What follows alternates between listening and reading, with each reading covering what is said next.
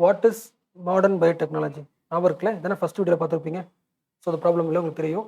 இந்த மாடர்ன் பயோடெக்னாலஜியை நம்மளுக்கு பாசிட்டிவாக கொண்டு வந்ததுக்கு ரெண்டு பேர் முக்கியம். அதாவது இப்போ ஐடியா தெரிஞ்சு போச்சு. அதாவது ட்ரெடிஷ்னல்னா அப்படியே அந்த மைக்ரோப்ஸ் யூஸ் பண்ணுவோம். மாடர்ன் பயோடெக்னாலஜினா அதோட ஜீன்ஸை எடுத்து யூஸ் பண்ணுவோம்ல. இது ஐடியா, இதை அப்ளை பண்ண போகிறோம்ல. இதை அப்ளை பண்ணுறதுக்கு நமக்கு எந்த நாலேஜ் ஹெல்ப் ஆகுதுன்னா ரெண்டு விஷயம் ஹெல்ப் பண்ணுது. ஒன்று வந்து ஜெனட்டிக்கல் இன்ஜினியரிங். எப்படி வந்து கம்ப்யூட்டர் இன்ஜினியரிங்கில் கம்ப்யூட்டரை டீல் பண்ணுறதுக்கு யூஸ் பண்ணுறோமோ அந்த மாதிரி ரெண்டு இன்ஜினியரிங் நமக்கு ஹெல்ப் பண்ணுது. எதுக்கு? இந்த மாடர்ன் பயோடெக்னாலஜியை யூஸ் பண்ணுறது, அப்ளை பண்ணுறது. ஒன்று ஜெனட்டிக் இன்ஜினியரிங், ரெண்டாவது கெமிக்கல் இன்ஜினியரிங். பாயிண்ட் புரியுதுல? எஸ். ஃபர்ஸ்ட் ஜெனட்டிக் இன்ஜினியரிங்னா ஏன் புரியுதுல? எஸ். அதாவது ஒரு ஜீன்ஸ் இருக்குது, அந்த ஜீனை கட் பண்ணணும், அதுக்கு ரெஸ்ட்ரிக்ஷன் என்சைம்னு ஒன்று தேவைப்படுது. அப்போ கட் பண்ணுறோம், அதை ஹோஸ்ட்டில் போடுறோம், அப்புறம் ட்ரான்ஸ்ஃபர் பண்ணுறோம், அதை ஒட்டுறோம், லிகேஸ். இதுக்கான எல்லா டூல்ஸுமே இந்த ப்ராசஸை பண்ணுறது ஜெனட்டிக் இன்ஜினியரிங். படிச்சாச்சு. பாயிண்ட் புரியுதுல? எஸ். அதாவது என்ன சொல்ல வரேன்னா, ரெண்டு முக்கியமான இன்ஜினியரிங் தான் நமக்கு இந்த மாடர்ன் பயோடெக்னாலஜியை ஒரு ஐடியாவை ஈஸியாக அப்ளை பண்ணுற ஹெல்ப் பண்ணுது. ஒன்று ஜெனட்டிக்கல் இன்ஜினியரிங். அந்த ஜீன்ஸ் எல்லாம் கட் பண்ணுற அளவுக்கு நமக்கு நாலேஜ் இல்லைன்னா அந்த ஐடியாவை இம்ப்ளிமெண்ட் பண்ண முடியாதுல்ல. எஸ். ஒரு 1000 வருஷத்துக்கு முன்னாடி நமக்கு வந்து அந்த ஐடியா தெரிஞ்சிருந்தாலும் பண்ண முடியாது. இது ஒன்று. ரெண்டாவது முக்கியமானது வந்து கெமிக்கல் இன்ஜினியரிங். எஸ். அதாவது maintenance of sterile ambience in the chemical engineering process. என்ன பாயிண்ட் சொல்கிற புரியுதுல? அதாவது நீ போய் என்ன பண்ண போகிறோன்னா, நம்ம உடம்புல இருக்கிற ஒரு ஜீன், ஒரு ஆர்கனிசத்தில் இருக்கிற ஜீன் எடுக்க போகிறேன். அப்போ அந்த அந்த ஒர்க்கு வந்து எவ்வளோ நீட்டாக இருக்கணும். அது அந்த டைமில் இன்ஃபெக்ஷன் ஆகக்கூடாதுல்ல. எஸ். அப்போது அந்த மெயின்டெனா அந்த அன்றைக்கி எக்கனாமிக் பார்த்தோம்ல, ஸ்டெரிலைசேஷன். ஒரு ஜெர்ம்ஸ் உருவாகுதுன்னா ஸ்டெரிலைஸ் பண்ணுறது, எப்படி ஒரு ஒர்க்கை வந்து க்ளீனாக பண்ணுறதுன்றது கெமிஸ்ட்ரி. இந்த ரெண்டு இன்ஜினியரிங் தான் நமக்கு அந்த பயோடெக்னாலஜியை சக்ஸஸ்ஃபுல்லாக மாற்றினதுக்கு ரீசன். லாஜிக் புரிஞ்சுல? எஸ். இந்த பாயிண்ட் நான் வீடியோ சொல்லியிருக்க மாட்டேன், நான் எக்ஸ்ட்ரா சொல்கிறேன். லாஜிக் புரிஞ்சு என்ன சொன்னானே? எஸ். அதாவது மாடர்ன் பயோடெக்னாலஜி நமக்கு தெரியும். அதாவது ஒரு ஆர்கனிசத்தில் இருக்கிற ஒரு ஜீனை எடுத்து நமக்கு தேவையானது. இப்போ எக்ஸாம்பிள், நமக்கு வந்து பிளாக் ஹேர் ப்ரோட்டீன் இருக்குது, நமக்கு வந்து ஒயிட் ஹேர் ப்ரோட்டீன் வேணும்னா ஒயிட் ஹேர் ப்ரோட்டீன் எங்கே இருக்கோ அந்த ஜீனை எடுத்து நம்ம யூஸ் பண்ணிக்க போகிறோம். அந்த யூஸ் பண்ணிக்கிறதுக்கு ரெண்டு விஷயம் இருந்தால் மட்டும்தான் அந்த டெக்னாலஜியை அப்ளை பண்ண முடியும். ஒன்று ஜெனட்டிக்கல் இன்ஜினியரிங்கில் நம்ம டெவலப் ஆகணும், அதாவது அந்த ஜீனை எடுக்கிறதுக்கு பேஸ்ட் பண்ணுறது, அந்த மாதிரி டெக்னிக்ஸில் டெவலப் ஆகணும். ரெண்டாவது, இந்த டெக்னிக்ஸ்லாம் பண்ணும்போது இந்த ஒர்க்கை வந்து நீட்டாக பண்ணணும், க்ளீனாக பண்ணணும், எந்த டிசீஸும் அஃபெக்ட் ஆகாதவரை பண்ணணும். அதுக்கு எது யூஸ் ஆகுது? இந்த கெமிஸ்ட்ரி டெவலப் பண்ணது நமக்கு யூஸ் ஆகுது. இது ரெண்டுமே நமக்கு ஹெல்ப் பண்ணுதுன்னு சொல்கிறாங்க. பாயிண்ட் பதில் இந்த மெயின்டெனன்ஸ் ஆஃப் ஸ்டெரைல் என்வரான்மெண்ட், கரெக்டாக பியூர் என்வரான்மெண்ட், அதாவது இந்த ambience in the chemical engineering process. இந்த ப்ராசஸில் கெமிஸ்ட்ரி யூஸ் பண்ணும்போது இப்படி இருக்குது, மைக்ரோபியல் கண்டமினேஷன் ஃப்ரீயாக இருக்குது. இந்த ரெண்டு technique helps as for modern biotechnology. இந்த ஒரு பாயிண்ட் சொல்லணும்னு ஆசைப்பட்டேன். ஓகே. ஸோ அடுத்தது வந்து உங்களுக்கு ஜீன் எப்படி எடிட்டிங் பண்ணணும்னு தெரியும், என்ன படித்தாச்சு. பட் அதோட மோஸ்ட் இம்பார்ட்டன்ட் இந்த பாயிண்ட் ரீசெண்ட் நியூஸில் வந்தது முக்கியம். அக்டோபர் 2020 படிச்சிருக்கோம். The Emmanuelle Charpentier of France country சேர்ந்த ஒரு lady, and Jennifer Doudna US country சேர்ந்த ஒரு lady won the Nobel chemistry prize for the gene editing techniques known as CRISPR Cas9 DNA snipping scissors. சீசர்ஸ்லாம் புரிஞ்சு போச்சுல? S. Cut பண்ணுறது தெரிஞ்சு போச்சு உங்களுக்கு. எஸ். நமக்கு ஏன் முக்கியம்னா, இதை first time a Nobel science prize has gone to a woman only team. முக்கியமான பாயிண்ட். அதுக்கு முன்னாடி இதை பாருங்களேன். they are just 6th and 7th women to receive the Nobel Prize in Chemistry. கெமிஸ்ட்ரியில் மட்டுமே இவங்க 6வது லேடி 7வது லேடி, இவங்க ரெண்டு பேரும். சார்பென்டியர், டவுட்னா. ஸோ டோட்டலாக கெமிஸ்ட்ரிக்கு இது வரைக்கும் 7 பேரும் இருக்குன்னு அர்த்தம். அது ஒன்று. And this is the first time a Nobel science prize went to a woman only team. எப்பவுமே நோபல் ப்ரைஸ் பார்க்கும்போது டீமாக தருவாங்களே, அதில் கண்டிப்பாக ஒரு மேல் இருப்பார், அப்புறம் ஒரு ஃபீமேல் இருப்பாங்க. ஃபர்ஸ்ட் டைம் ரெண்டு பேருமே ஒரு டீம் எப்படி இருக்காங்க, உமனாக இருக்காங்க.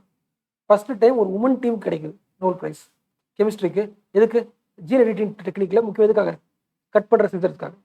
ஸோ இந்த பாயிண்ட் தெரிஞ்சுக்கணும். இப்போ பேர் பார்த்துங்க, கண்ட்ரி பார்த்துங்க, நம்பர் முக்கியம், நம்பர் மாற்றுவாங்க. ஃபர்ஸ்ட் டைம் போட்டிருக்கு, ஸோ பார்த்துங்க.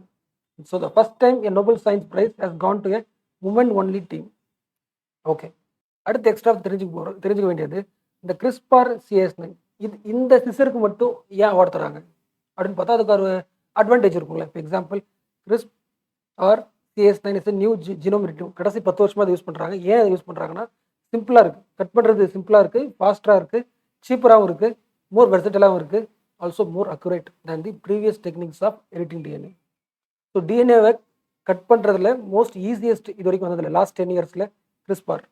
சில பேர் இந்த CRISPR வந்து ஷார்ட்டாக CRISPRன்னு சொல்லுவாங்க. Okay. Yes. CRISPR Cas full பேர். ஸோ இந்த பாயிண்ட் தெரிஞ்சுக்கங்க. இது அது ஒயிட் இஸ் மோஸ்ட் இம்பார்ட்டன்ட்னா இதோட பாசிட்டிவ்ஸ் இதெல்லாம். அடுத்த பாயிண்ட் தெரிஞ்சுக்க வேண்டியது, ஃபார் எக்ஸாம்பிள் இப்போ ஒரு ஜீன் இருக்கு வச்சுக்கலாம். ஓகே, ஒரு ஜீன் இருக்கு. இப்போ இந்த இடத்த கட் பண்ணணும்னா ஃபர்ஸ்ட் இது என்ன பண்ணணும்னா இந்த கிறிஸ்பார் CAS9 முதல்ல இது என்ன மீனிங் தெரியணும் உங்களுக்கு. சிம்பிளா CAS9 சொல்லுவாங்க. அதாவது இந்த சில கிறிஸ்பார் இருக்கு, அது இந்த கிறிஸ்பார் அசோசியேட்டட் புரோட்டீன் 9. ஸோ இந்த கிறிஸ்பார் அசோசியேட்டட் புரோட்டீன் 9 எல்லாம் சிம்பிளா CAS9 சொல்லலாம்ல. எஸ். ஸோ இந்த CAS9 தான் என்ன பண்ணணும்னா கட் பண்ணும். எந்த ஜீனில் கட் பண்ணுமோ கட் பண்ணணும். அதே சமயத்தில் இந்த ஜீனில் எந்த இடத்துல கட் பண்ணணும் அப்படின்ற இடத்த முடிவு பண்ணுறது யாருன்னா கைடு RNA, சிம்பிளா gRNA சொல்லுவாங்க. ஸோ இது ரெண்டும் முக்கியம், அது தெரிஞ்சுக்கணும். ஸோ ஒரு ஜீன் இருக்குன்னா எந்த இடத்துல இது கட் பண்ணணும் அப்படின்ற இடத்த முடிவு பண்ணுறது இந்த கைடு RNA, gRNA. அந்த இடம் சூஸ் ஆனதுக்கப்புறம் அதை கட் பண்ணுறது யாருன்னா CAS9. ஓகே, அதுக்கு என்ன பண்ணலாம் ஃபர்ஸ்ட் என்னென்ன இப்போ இதுதான் ஜீன் என்ன பண்ணணும்னா ஃபர்ஸ்ட் இந்த கைடு gRNA இருக்குல்ல, gRNA என்ன பண்ணணும்னா ஃபர்ஸ்ட் போயிட்டு உட்காந்துக்கும். எந்த இடத்துல கட் பண்ணுமோ இடத்துல உட்காந்துக்கும். உட்காந்துக்கப்புறம் அழகாக தெரிஞ்சிடும். ஓகே, அப்போ இங்கே தான் உட்காந்துருக்கு, அப்போ தான் கட் பண்ணி கட் பண்ணுவாங்க. பாயிண்ட் புரியல. இந்த 2 பாயிண்ட் முக்கியம். ஸோ எந்த இடத்துல கட் பண்ணணும் அப்படின்றது ஹெல்ப் பண்ணுறதுக்கு ஒரு பீஸ் ஆஃப் RNA ஹெல்ப் பண்ணுது, கைடு gRNA. அடுத்து கட் பண்ணுறதுக்கு ஹெல்ப் பண்ணுறது நமக்கு CAS9. அப்போ மேலே ஒரு பாசிட்டிவ் பார்த்தோம்ல, இந்த கிறிஸ்பார் வந்து கரெக்டாக அக்யூரேட்டாக கட் பண்ணுதுன்னு நம்ம பார்த்தோம்ல, அதுக்கு மெயின் ரீசன் என்னது, இந்த gRNA தானே. இந்த gRNA போயிட்டு எங்கே போய் உட்காருதோ ஓகே, அப்போ அந்த இடத்துல தான் கட் பண்ணுன்றது நமக்கு தெரிய வருது. So this makes sure that CAS9 enzyme cuts at the right point in genome. கரெக்டான பாயிண்ட்ல கட் பண்ணுறது தெரிய வரதால ஆட்டோமேட்டிக்காகவே இந்த கிறிஸ்பார் டூல் எப்படி இருக்கு, அக்யூரஸியாக இருக்கு. நம்ம அடுத்து தெரிஞ்சுக்க வேண்டியது how CRISPR CAS9 was develop. இது முக்கியம் தெரிஞ்சுக்கணும். அதுக்கு முன்னாடி உங்களுக்கு தெரியுது இல்லை, அதாவது இப்போ ஒரு ஜீனை கட் பண்ணுறதுக்கு ஹெல்ப் பண்ணுற அந்த டூலுமே ஒரு ப்ரோட்டீன் தானே. அதே மாதிரி அதை அந்த ஜீனை போய் ஒட்டுறாங்களே, பேஸ்ட் பண்ணுறாங்களே, பேஸ்ட் பண்ணுறதுக்கு ஹெல்ப் பண்ணுற டூலுமே என்னது, அது ஒரு ப்ரோட்டீன் தானே. பாயிண்ட் புரியுதுல. அப்போ ப்ரோட்டீன் என்ன அர்த்தம், ஒரு ஆர்கனிசத்துக்குள்ளே இருக்கிற ஒரு ப்ரோட்டீன் தானே அர்த்தம். அது ஒரு ஆர்கனிசத்துக்குள்ளே இருக்கிற ஒரு ப்ரோட்டீனை எடுத்துக்கிட்டு அந்த ப்ரோட்டீன் நம்ம என்ன பண்ணுறோம், கட் பண்ணுறதுக்கு யூஸ் பண்ணுறோம். அதே மாதிரி வேற ஒரு ப்ரோட்டீன் எடுத்துக்கிட்டு என்ன பண்ணுறோம், பேஸ்ட் பண்ணுறதுக்கு யூஸ் பண்ணுறோம். அப்போ டூல்ஸ் டிவைஸ்னு பேசுகிற எல்லாமே என்னது, ப்ரோட்டீன் தான். ஏதோ ஒரு ஆர்கனிசத்துக்குள்ளே இருக்கிற ஒரு செல்லுக்குள்ளே இருக்கிற ப்ரோட்டீன் தான் என்ன பண்ணுறோம், கட் பண்ணுறோம். கட் பண்ணுறதுக்கு யூஸ் பண்ணுறோம், பேஸ்ட் பண்ண யூஸ் பண்ணுறோம். பாயிண்ட் புரியுதுல. அதாவது அந்த ப்ரோட்டீனுக்கு ஒரு கேரக்டர் இருக்குது, நம்ம படிச்சோம்ல. இப்போ எக்ஸாம்பிள், இப்போ நம்ம முடியை கருப்பாக்குறதுக்கு ஒரு ப்ரோட்டீனுக்கு ஒரு ஒரு ஃபங்க்ஷன் இருக்குல்ல, அதே மாதிரி ஒரு ஆர்கனிசத்தில் ஒரு ப்ரோட்டீனுக்கு கட் பண்ணுறதுக்கான குவாலிட்டி இருக்கும் ப்ரோட்டீன். பாயிண்ட் புரியுதுல. நமக்கு தெரியும்ல, சில ப்ரோட்டீன் வந்து பார்க்க எப்படி இருக்கும், அதாவது நம்ம உடம்புல இப்போ எக்ஸாம்பிள் சில முடி வந்து சாஃப்டாக இருக்கும், சில முடி ரொம்ப ரஃபாக இருக்கும்ல. அப்போ என்ன அர்த்தம், ஒரு ப்ரோட்டீனோட ஃபங்க்ஷன் வந்து சாஃப்டாக இருக்கிற ஒரு விஷயத்தை உருவாக்குது. சில ப்ரோட்டீன் என்ன பண்ணுது, ரொம்ப ரஃபாக இருக்குல்ல. அந்த மாதிரி இப்போ எக்ஸாம்பிள் இந்த இப்போ படிக்கிறோம்ல, கிறிஸ்பார்ன்றோம்ல, கிறிஸ்பார்ன்ற ஒரு கேரக்டர், கட் பண்ணுறதுனால ஒரு கேரக்டர். அப்போது ஒரு ஜீனோட எக்ஸாம்பிள் வச்சுக்கோ, ஒரு ஜீனில் நம்ம இந்த பாட்டை கட் பண்ணுறோம்னா இதை கட் பண்ணுற மாதிரி ஒரு கேரக்டர் உள்ள ஒரு ப்ரோட்டீன் இருக்கான்னு தேடுறோம். ஓகேவா. அப்போ அப்படி தேடி பார்க்கும்போது பாக்டீரியாக்குள்ள ஒரு ப்ரோட்டீன் இருக்குது. அந்த ப்ரோட்டீன் வந்து ஈஸியாக என்ன பண்ணுறது, கட் பண்ணுற மாதிரி இருக்குது. ஓகேவா. எஸ். அதாவது நீங்கள் தெரிஞ்சுக்கிற இந்த பாயிண்ட் தெரிஞ்சுக்கணும். ஃபர்ஸ்ட் இந்த கிறிஸ்பார் போட்டிருக்குல்ல, இந்த கிறிஸ்பார்னாலே ஒரு கேரக்டர். பிளாக் அர்த்தம், பிளாக்ன்றது ஒரு கேரக்டர், அதாவது பிளாக் கலரில் ஒரு முடி வருது. கரெக்டாக. கிறிஸ்பார்னா ஒரு கேரக்டர், என்ன கேரக்டர்னா கட் பண்ணுறதுக்கு ஹெல்ப் பண்ணுறதுக்கான ஒரு கேரக்டர். அப்போ ஒவ்வொரு பாக்டீரியாலுமே ஒரு ப்ரோட்டீன் இருக்கும், அது என்ன பண்ணும், கட் பண்ணும், ஹெல்ப் பண்ணும். அதில் பெஸ்ட் ப்ரோட்டீன் எதுனா CAS9. ஓகே. CAS9ன்றது one of the best protein of CRISPR. CAS9 is one of the best protein for cutting. புரிஞ்சுல. எஸ். அந்த பாக்டீரியாக்குள்ள இந்த மாதிரி ப்ரோட்டீன் ஏன் இருக்குன்னா, இப்போ எக்ஸாம்பிள் பாக்டீரியாக்கு இது எப்படி நேச்சுரலாக ஹெல்ப் பண்ணுதுன்னா, இப்போ பாக்டீரியாக்குள்ள வைரஸ் உள்ள வச்சுக்கலாம். பாக்டீரியாவை ஒரு வைரஸ் என்ன பண்ணிடுச்சு, இன்ஃபெக்ட் பண்ணிடுச்சுன்னா வச்சுக்கலாம். ஒரு 6000 இது பாக்டீரியா, இது வைரஸ் உள்ள வந்துருச்சு, இந்த இடத்துல வந்துருச்சு. ஓகேவா. இப்போ பாக்டீரியாக்குள்ள ஆட்டோமேட்டிக்காக என்ன ப்ரோட்டீன் இருக்குது, கட் பண்ணுறதுக்கான ப்ரோட்டீன் இருக்குது. கரெக்டாக. ஒவ்வொரு பாக்டீரியாக்குள்ளேயும் வேறு வேறு ப்ரோட்டீன் இருக்கும். இப்போ எக்ஸாம்பிள் சில ப்ரோட்டீன் சில பாக்டீரியாக்குள்ள தான் என்ன இருக்கும், CAS9 ப்ரோட்டீன் இருக்கும். சில பாக்டீரியாவில் CAS9 மாதிரி வேறு ப்ரோட்டீன் இருக்கும் கட் பண்ணுறது, கிறிஸ்பார் மாதிரி. அப்போ என்ன பண்ணுதுன்னா எந்த இடத்துல அஃபெக்ட் ஆகிருக்கோ அந்த இடத்த என்ன பண்ணுறோம், கட் பண்ணி விட்டு அனுப்பி விட்டுரும்.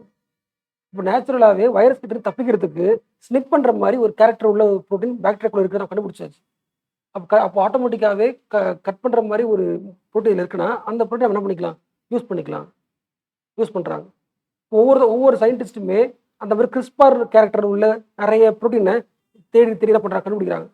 அதில் எது பெஸ்ட்டாக இருக்குன்னா CAS9 ப்ரோட்டீன் கொஞ்சம் பெஸ்ட்டாக இருக்குது. லாஜிக் புரியல உங்களுக்கு.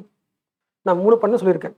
என்ன பாயிண்ட்னா, நம்ம கட் பண்ணுறதுக்கு ஹெல்ப் பண்ணுற டிவைஸும் ஒரு ப்ரோட்டீன் தான், பேஸ்ட் பண்ணுறதுக்கும் ப்ரோட்டீன் தான். அப்போ அந்த ப்ரோட்டீனை நம்ம இங்கிருந்து எடுத்துருக்கிறோம்.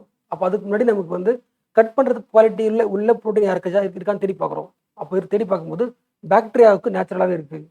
பாக்டீரியாவோட ஏன்ஷியன்ட் இம்யூன் சிஸ்டமில் ஆட்டோமேட்டிக்காக வைரஸ் வந்துச்சுன்னா கட் பண்ணி விடுறதுக்கான கேரக்டர் உள்ள ஒரு ப்ரோட்டீன் அதுக்குள்ளே இருக்குது. அந்த ப்ரோட்டீனுக்கு பேர் வந்து கிறிஸ்பார் அசோசியேட்டட் ப்ரோட்டீன். ஒவ்வொரு பாக்டீரியாக்குள்ளேயும் ஒவ்வொரு மாதிரியான ப்ரோட்டீன் இருக்குது. அதில் எந்த ப்ரோட்டீன் பெஸ்ட்டாக கட் பண்ணுதுன்னா CAS9 ப்ரோட்டீன் பெஸ்ட்டாக கட் பண்ணுது. பாயிண்ட் புரியுதுல? எஸ். நம்ம வந்து எல்லா பாக்டீரியாவுமே அனலைஸ் பண்ணி பார்க்குறோம். எதுக்கு தேடுறோம்? இந்த கிறிஸ்பார் அசோசியேட்டட் ப்ரோட்டீனுக்காக தேடுறோம். அதாவது கட் பண்ணுறதுக்கு ஹெல்ப் பண்ணுற ப்ரோட்டீனுக்காக தேடுறோம். எல்லாத்துலேயுமே இருக்குது. அதில் எது பெஸ்ட்டாக ஒர்க் பண்ணுதுன்னா இந்த CAS9 ப்ரோட்டீன் பெஸ்ட் நல்லா ஒர்க் பண்ணுது. அதை எடுத்துக்கிறோம் நம்ம. ஓகேவா? நம்ம அடுத்து தெரிஞ்சுக்க வேண்டியது 2 பார்த்தோம்ல. ஒன்று CAS9 பார்த்தாச்சு. அதாவது கட் பண்ணுறதுக்கு ஹெல்ப் பண்ணுறதுல இது பெஸ்ட் ப்ரோட்டீன் பார்த்தாச்சு. 2வது எந்த இடத்துல கட் பண்ணணும் அப்படின்னு ஹெல்ப் பண்ணுறது யார்? இந்த கைட் RNA பார்த்தோம்ல, gRNA. எஸ். அப்போ இதுவும் தேவை தானே? அப்போ இது யார் கண்டுபிடிக்கிறாங்க? ப்ரொஃபஸர் சார்பென்டர் என்ன பண்ணுறாங்க? கண்டுபிடிக்கிறாங்க. ஸோ அந்த கைடு RNA தேவைப்படுது. அதுக்கு ஹெல்ப் பண்ணுற மாதிரி எதாவது இருக்குமான்னு தேடுறாங்க. எதாவது கிடைக்குது. Bacterium Streptococcus pyogenes. இந்த பாக்டீரியா பார்க்கும்போது கரெக்டாக எந்த இடத்துல கட் பண்ணலாமோ அந்த மாதிரி கேரக்டர் உள்ள ஒரு RNA கிடைக்குது. இந்த கைடு RNA. இந்த மாதிரி நான் வச்சுக்கணும். ஓகேவா? அதாவது இந்த கைடு RNA அப்படின்ற ஒரு எடுக்கிறோம்ல, அது எங்கிருந்து எடுத்தோம் அப்படின்னு கேட்டால் பாக்டீரியம் ஸ்ட்ரெப்டோகாக்கஸ் பயோஜெனிஸ் எடுத்திருக்கோம். ஓகே. நான் professor Charpentier discovered the another key component of the CRISPR system, an RNA molecule that is involved in recognizing the phage sequences. எந்த இடத்துல கட் பண்ணணும்? இந்த பாக்டீரியம் ஸ்ட்ரெப்டோகாக்கஸ் பயோஜெனிசிஸ். ஓகே. நம்ம அடுத்து பார்க்க போகிறது இந்த topic RH14 RH18 dwarfing genes in wheat. ஓகேவா? நமக்கு இது தெரியும்ல, இந்தியாவில் வந்து அந்த கிரீன் ரெவல்யூஷன் வந்துச்சுல, பசுமை புரட்சி. அப்போ வீட்டு நம்ம அதிகமாக உற்பத்தி பண்ணோம். கரெக்டாக? அதிகமான வீட்டு உற்பத்தி பண்ணுறதுக்காக நம்ம என்ன பண்ணோம்னா, அந்த வீட்டோட சீட்ஸ் இருக்குல்ல, பெருசாக இருக்கும், திக்காக இருக்கும். அப்போது ஒரு வீட்டு பிளான்ட்டில் அந்த வீட்டு இருக்குல்ல, அந்த உருவாகிற வீட்டு இருக்குல்ல, அந்த சீட்ஸ் பெருசாக இருந்துச்சுன்னா பிளான்ட் கீழே விழுந்துரும்ல. லாஜிக் புரியுதா? இப்போ எக்ஸாம்பிள் இது வீட் பிளான் வச்சுக்கலாம். இதுதான் வீட் பிளான்ட். ஓகேவா? இப்போது உங்களுக்கு அந்த வீட்டில் உருவாகிற பிளான்ட்டில் உருவாகிற சீட்ஸ் வந்து சின்னதாக இருந்துச்சுன்னா அப்படியே நிற்கும். கரெக்டாக? அதே பிளான்ட்டில் வீட் பெருசாக இருந்துச்சுன்னா என்ன ஆகும்? ஸ்டடியாக நிற்க முடியாமல் விழுந்துரும்ல. கரெக்டாக? எவ்வளோ ஹைட்டாக இருக்கும் அதுக்கு கீழே விழுந்துரும்ல. எஸ். அப்போ என்ன பண்ணலாம்னா ஹைட்டை கொஞ்சம் குறைக்கலாம். அந்த ஹைட்டுக்கு ஏற்ற மாதிரி பெருசாக என்ன பண்ணணும், நிற்கும் அப்படின்றதுக்காக அதுக்கேற்ற மாதிரி ஒரு ஜீன்ஸை உருவாக்குறாங்க. இங்கே பாயிண்ட் பதில் இங்கே RH ரெடியூஸ்டு ஹைட் அர்த்தம். RHT reduced height. So reduced height அந்த வீட்டோட பிளான்ட் ஹைட்டை குறைக்கிற மாதிரி ஒரு 14 உள்ள ஒரு ஜீன் RH18. லாஜிக் புரிஞ்சுல? இந்த line படிங்களேன். The reducing height in the cereals is often associated with the increase in yield. அதாவது ஹைட்டை இந்த பிளானட் ஹைட்டை குறைச்சா ஆட்டோமேட்டிக்காக நமக்கு ஈல்டு அதிகமாகும். எப்படின்னா due to reduce the risk of lodging. கீழே விடாமல் விழுந்தா போயிடல, விடாமல் தப்பிக்கும் போது ஈல்டு அதிகமாகிடும். Increase in partitioning. நிறைய என்ன பண்ணலாம், உருவாக்க முடியும். And assimilating of grains and more fertile florets and higher harvest index. Logic புரிஞ்சுல? சேம் தான். எஸ். அதே சேம் லைன் தான் அடுத்து கொடுத்துருக்காங்க. அதுக்கு முன்னாடி இப்போ நம்ம யூஸ் பண்ண போகிறது ஷார்ட்டாக யூஸ் பண்ண போகிறோம்ல, ஹைட் ஷார்ட்டாக இருக்கிற மாதிரி ரெடியூஸ் ஹைட். பட் அதுக்கு முன்னாடி கிரீன் ரெவல்யூஷன் எப்போ வந்தது வந்து செமி டார்க் தான். இந்த semi dwarfing genes made significant contributions in the green revolution 1960. The high yielding wheat variety developed by Borla, which required the higher use of fertilizers, pesticides, produced the bigger grains. The wheat உருவாக்குற size இருக்குல்ல பெருசாக இருக்கும். However, the heavier grains caused the plants to become unstable and prone to lodging. Therefore, Borlaug introduced the dwarfing genes into the wheat, giving plants a stronger, shorter stem that resisted the lodging. புரிஞ்சுல? So டோட்டலாக வந்து ஒரு 21 RH jeans இருக்கு. 21 reduced height jeans வீட் RH1 இருந்து 21 வரைக்கும் இத்தனை jeans இருக்கு. இந்தியாவில் நம்ம யூஸ் பண்ணுறது வந்து RH1 தான் யூஸ் பண்ணுறோம். பாயிண்ட் பண்ணுறதுல RH1 அர்த்தம் ரெடியூஸ்ட் ஹைட். இன்னும் முக்கியமான பாயிண்ட் வந்து இந்த இருக்குல்ல, இந்த அதாவது இந்த வீட் பிளான்ட் இருக்குல்ல, RH14 இல்லை RH1 இதெல்லாமே வந்து நான் GM கிராப்ஸ், ஜெனட்டிக்கலி மாடிஃபைடு கிடையாது. த்ரூ ஹைப்ரிடைசேஷன் படிச்சோம்ல. எஸ். ஹைப்ரிடைசேஷன் வழியாக உருவாக்குற எல்லா கிராப்ஸ் இதெல்லாமே RH1 RH2 RH21. இந்த RH1 21 வரைக்கும் இந்த 21 ஜீன்ஸ் இருக்கிற இந்த பிளான்ஸ் எல்லாமே எப்படி இருக்கும்? ஹைட்டு ரெடியூஸ்ட் ஹைட்டாக இருக்கும். அதில் நாம் யூஸ் பண்ணுறது RH1. ஓகேவா? எஸ். கிரீன் ரெவல்யூஷன் டைம்லாம் நமக்கு அப்போ என்ன கிடையாது நம்மக்கிட்ட. ஜெனடிக் இன்ஜினியரிங்லாம் கிடையாது. அப்போ நம்ம ஃபாலோ பண்ணது கிரீன் ரெவல்யூஷனில் நம்ம வந்து வீட் அதிகமாக உருவாச்சுன்னா அதை நம்ம எதுக்கு யூஸ் பண்ணிக்கிட்டோம்னா த்ரூ ஹைபிரிடேஷன் யூஸ் பண்ணிக்கிட்டோம்.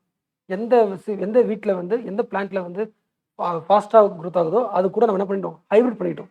ஹைபிரிட் பண்ணி உருவாக்குனது தான் கிரீன் ரெவல்யூஷனை தவிர ஜெனடிக் இன்ஜினியரிங் பண்ணல.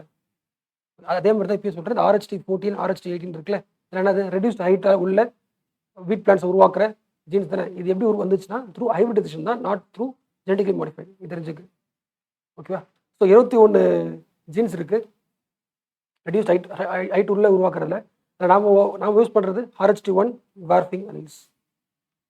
ஆனால் இதில் ஒரு சின்ன நெகட்டிவ் இருக்குது. என்னென்னா இது RH1 யூஸ் பண்ணால் ஹைட் கம்மியாக இருக்கும் தான், பட் டீப் இருக்குல்ல, உள்ளே போகிற டீப் ரூட் அது கம்மியாக இருக்குன்னு சொல்கிறாங்க, நெகட்டிவ் சொல்கிறாங்க.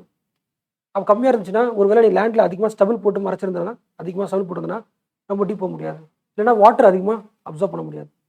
அப்போ இதுக்கு ஆல்டர்னேட்டிவாக என்ன பண்ணலாம் அப்படின்னு கேட்டால், RHT பூனே என்ன பண்ணியிருக்குன்னா, இந்த Pune based Agharkar research institute என்ன பண்ணியிருக்குன்னா இதுக்கு ஆல்டர்னேட்டிவாக வேற ஒன்று உருவாக்கியிருக்கு. RH14 RH18 அப்படின்ற வீட்டை உருவாக்கியிருக்கு. இது வந்து RH1 விட பெஸ்ட்டு சொல்கிறாங்க. அதாவது இன்னும் டீப்பாக போக முடியும், அந்த சாயிலுக்கு கீழே டீப்பாக போக முடியும். அந்த நெகட்டிவாக இது பாசிட்டிவ் ஆகிடுச்சு RH14-18. இன்னொன்று RH1 இன்னொரு நெகட்டிவ் என்னென்னா, அந்த உங்களுக்கு தெரியும்ல, விதை உள்ளே போட்டதுக்கப்புறம் அது வெளியே வரும்ல, வெளியே வந்த உடனே இந்த ஹைட் இருக்குல்ல, இந்த ஹைட்டு முக்கியம். இது கொஞ்சம் ஹைட் பெருசாக இருக்கணும், உடனே வேகமாக வெளியே வந்துடணும், இல்லை இறந்து போகிறதுக்கு வாய்ப்பு இருக்குது.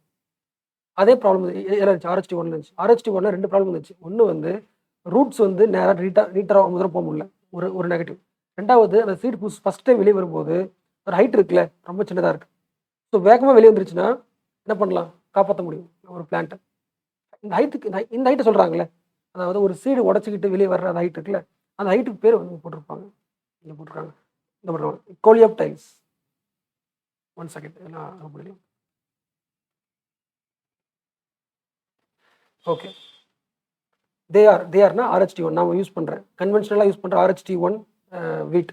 தே are not well adapted for deeper sowing conditions. ரொம்ப டீப்பாக சோ பண்ணுறதுக்காக கிடையாது நமக்கு, டியூ டு ஷார்ட்டர் கொலாப்டைல்ஸ். இது ஒன்று கரெக்டாக. அண்ட் லோ இயர்லி விகர், அது உடனே வெளியே வர்றதுக்கான பவர்க்காக இல்லை.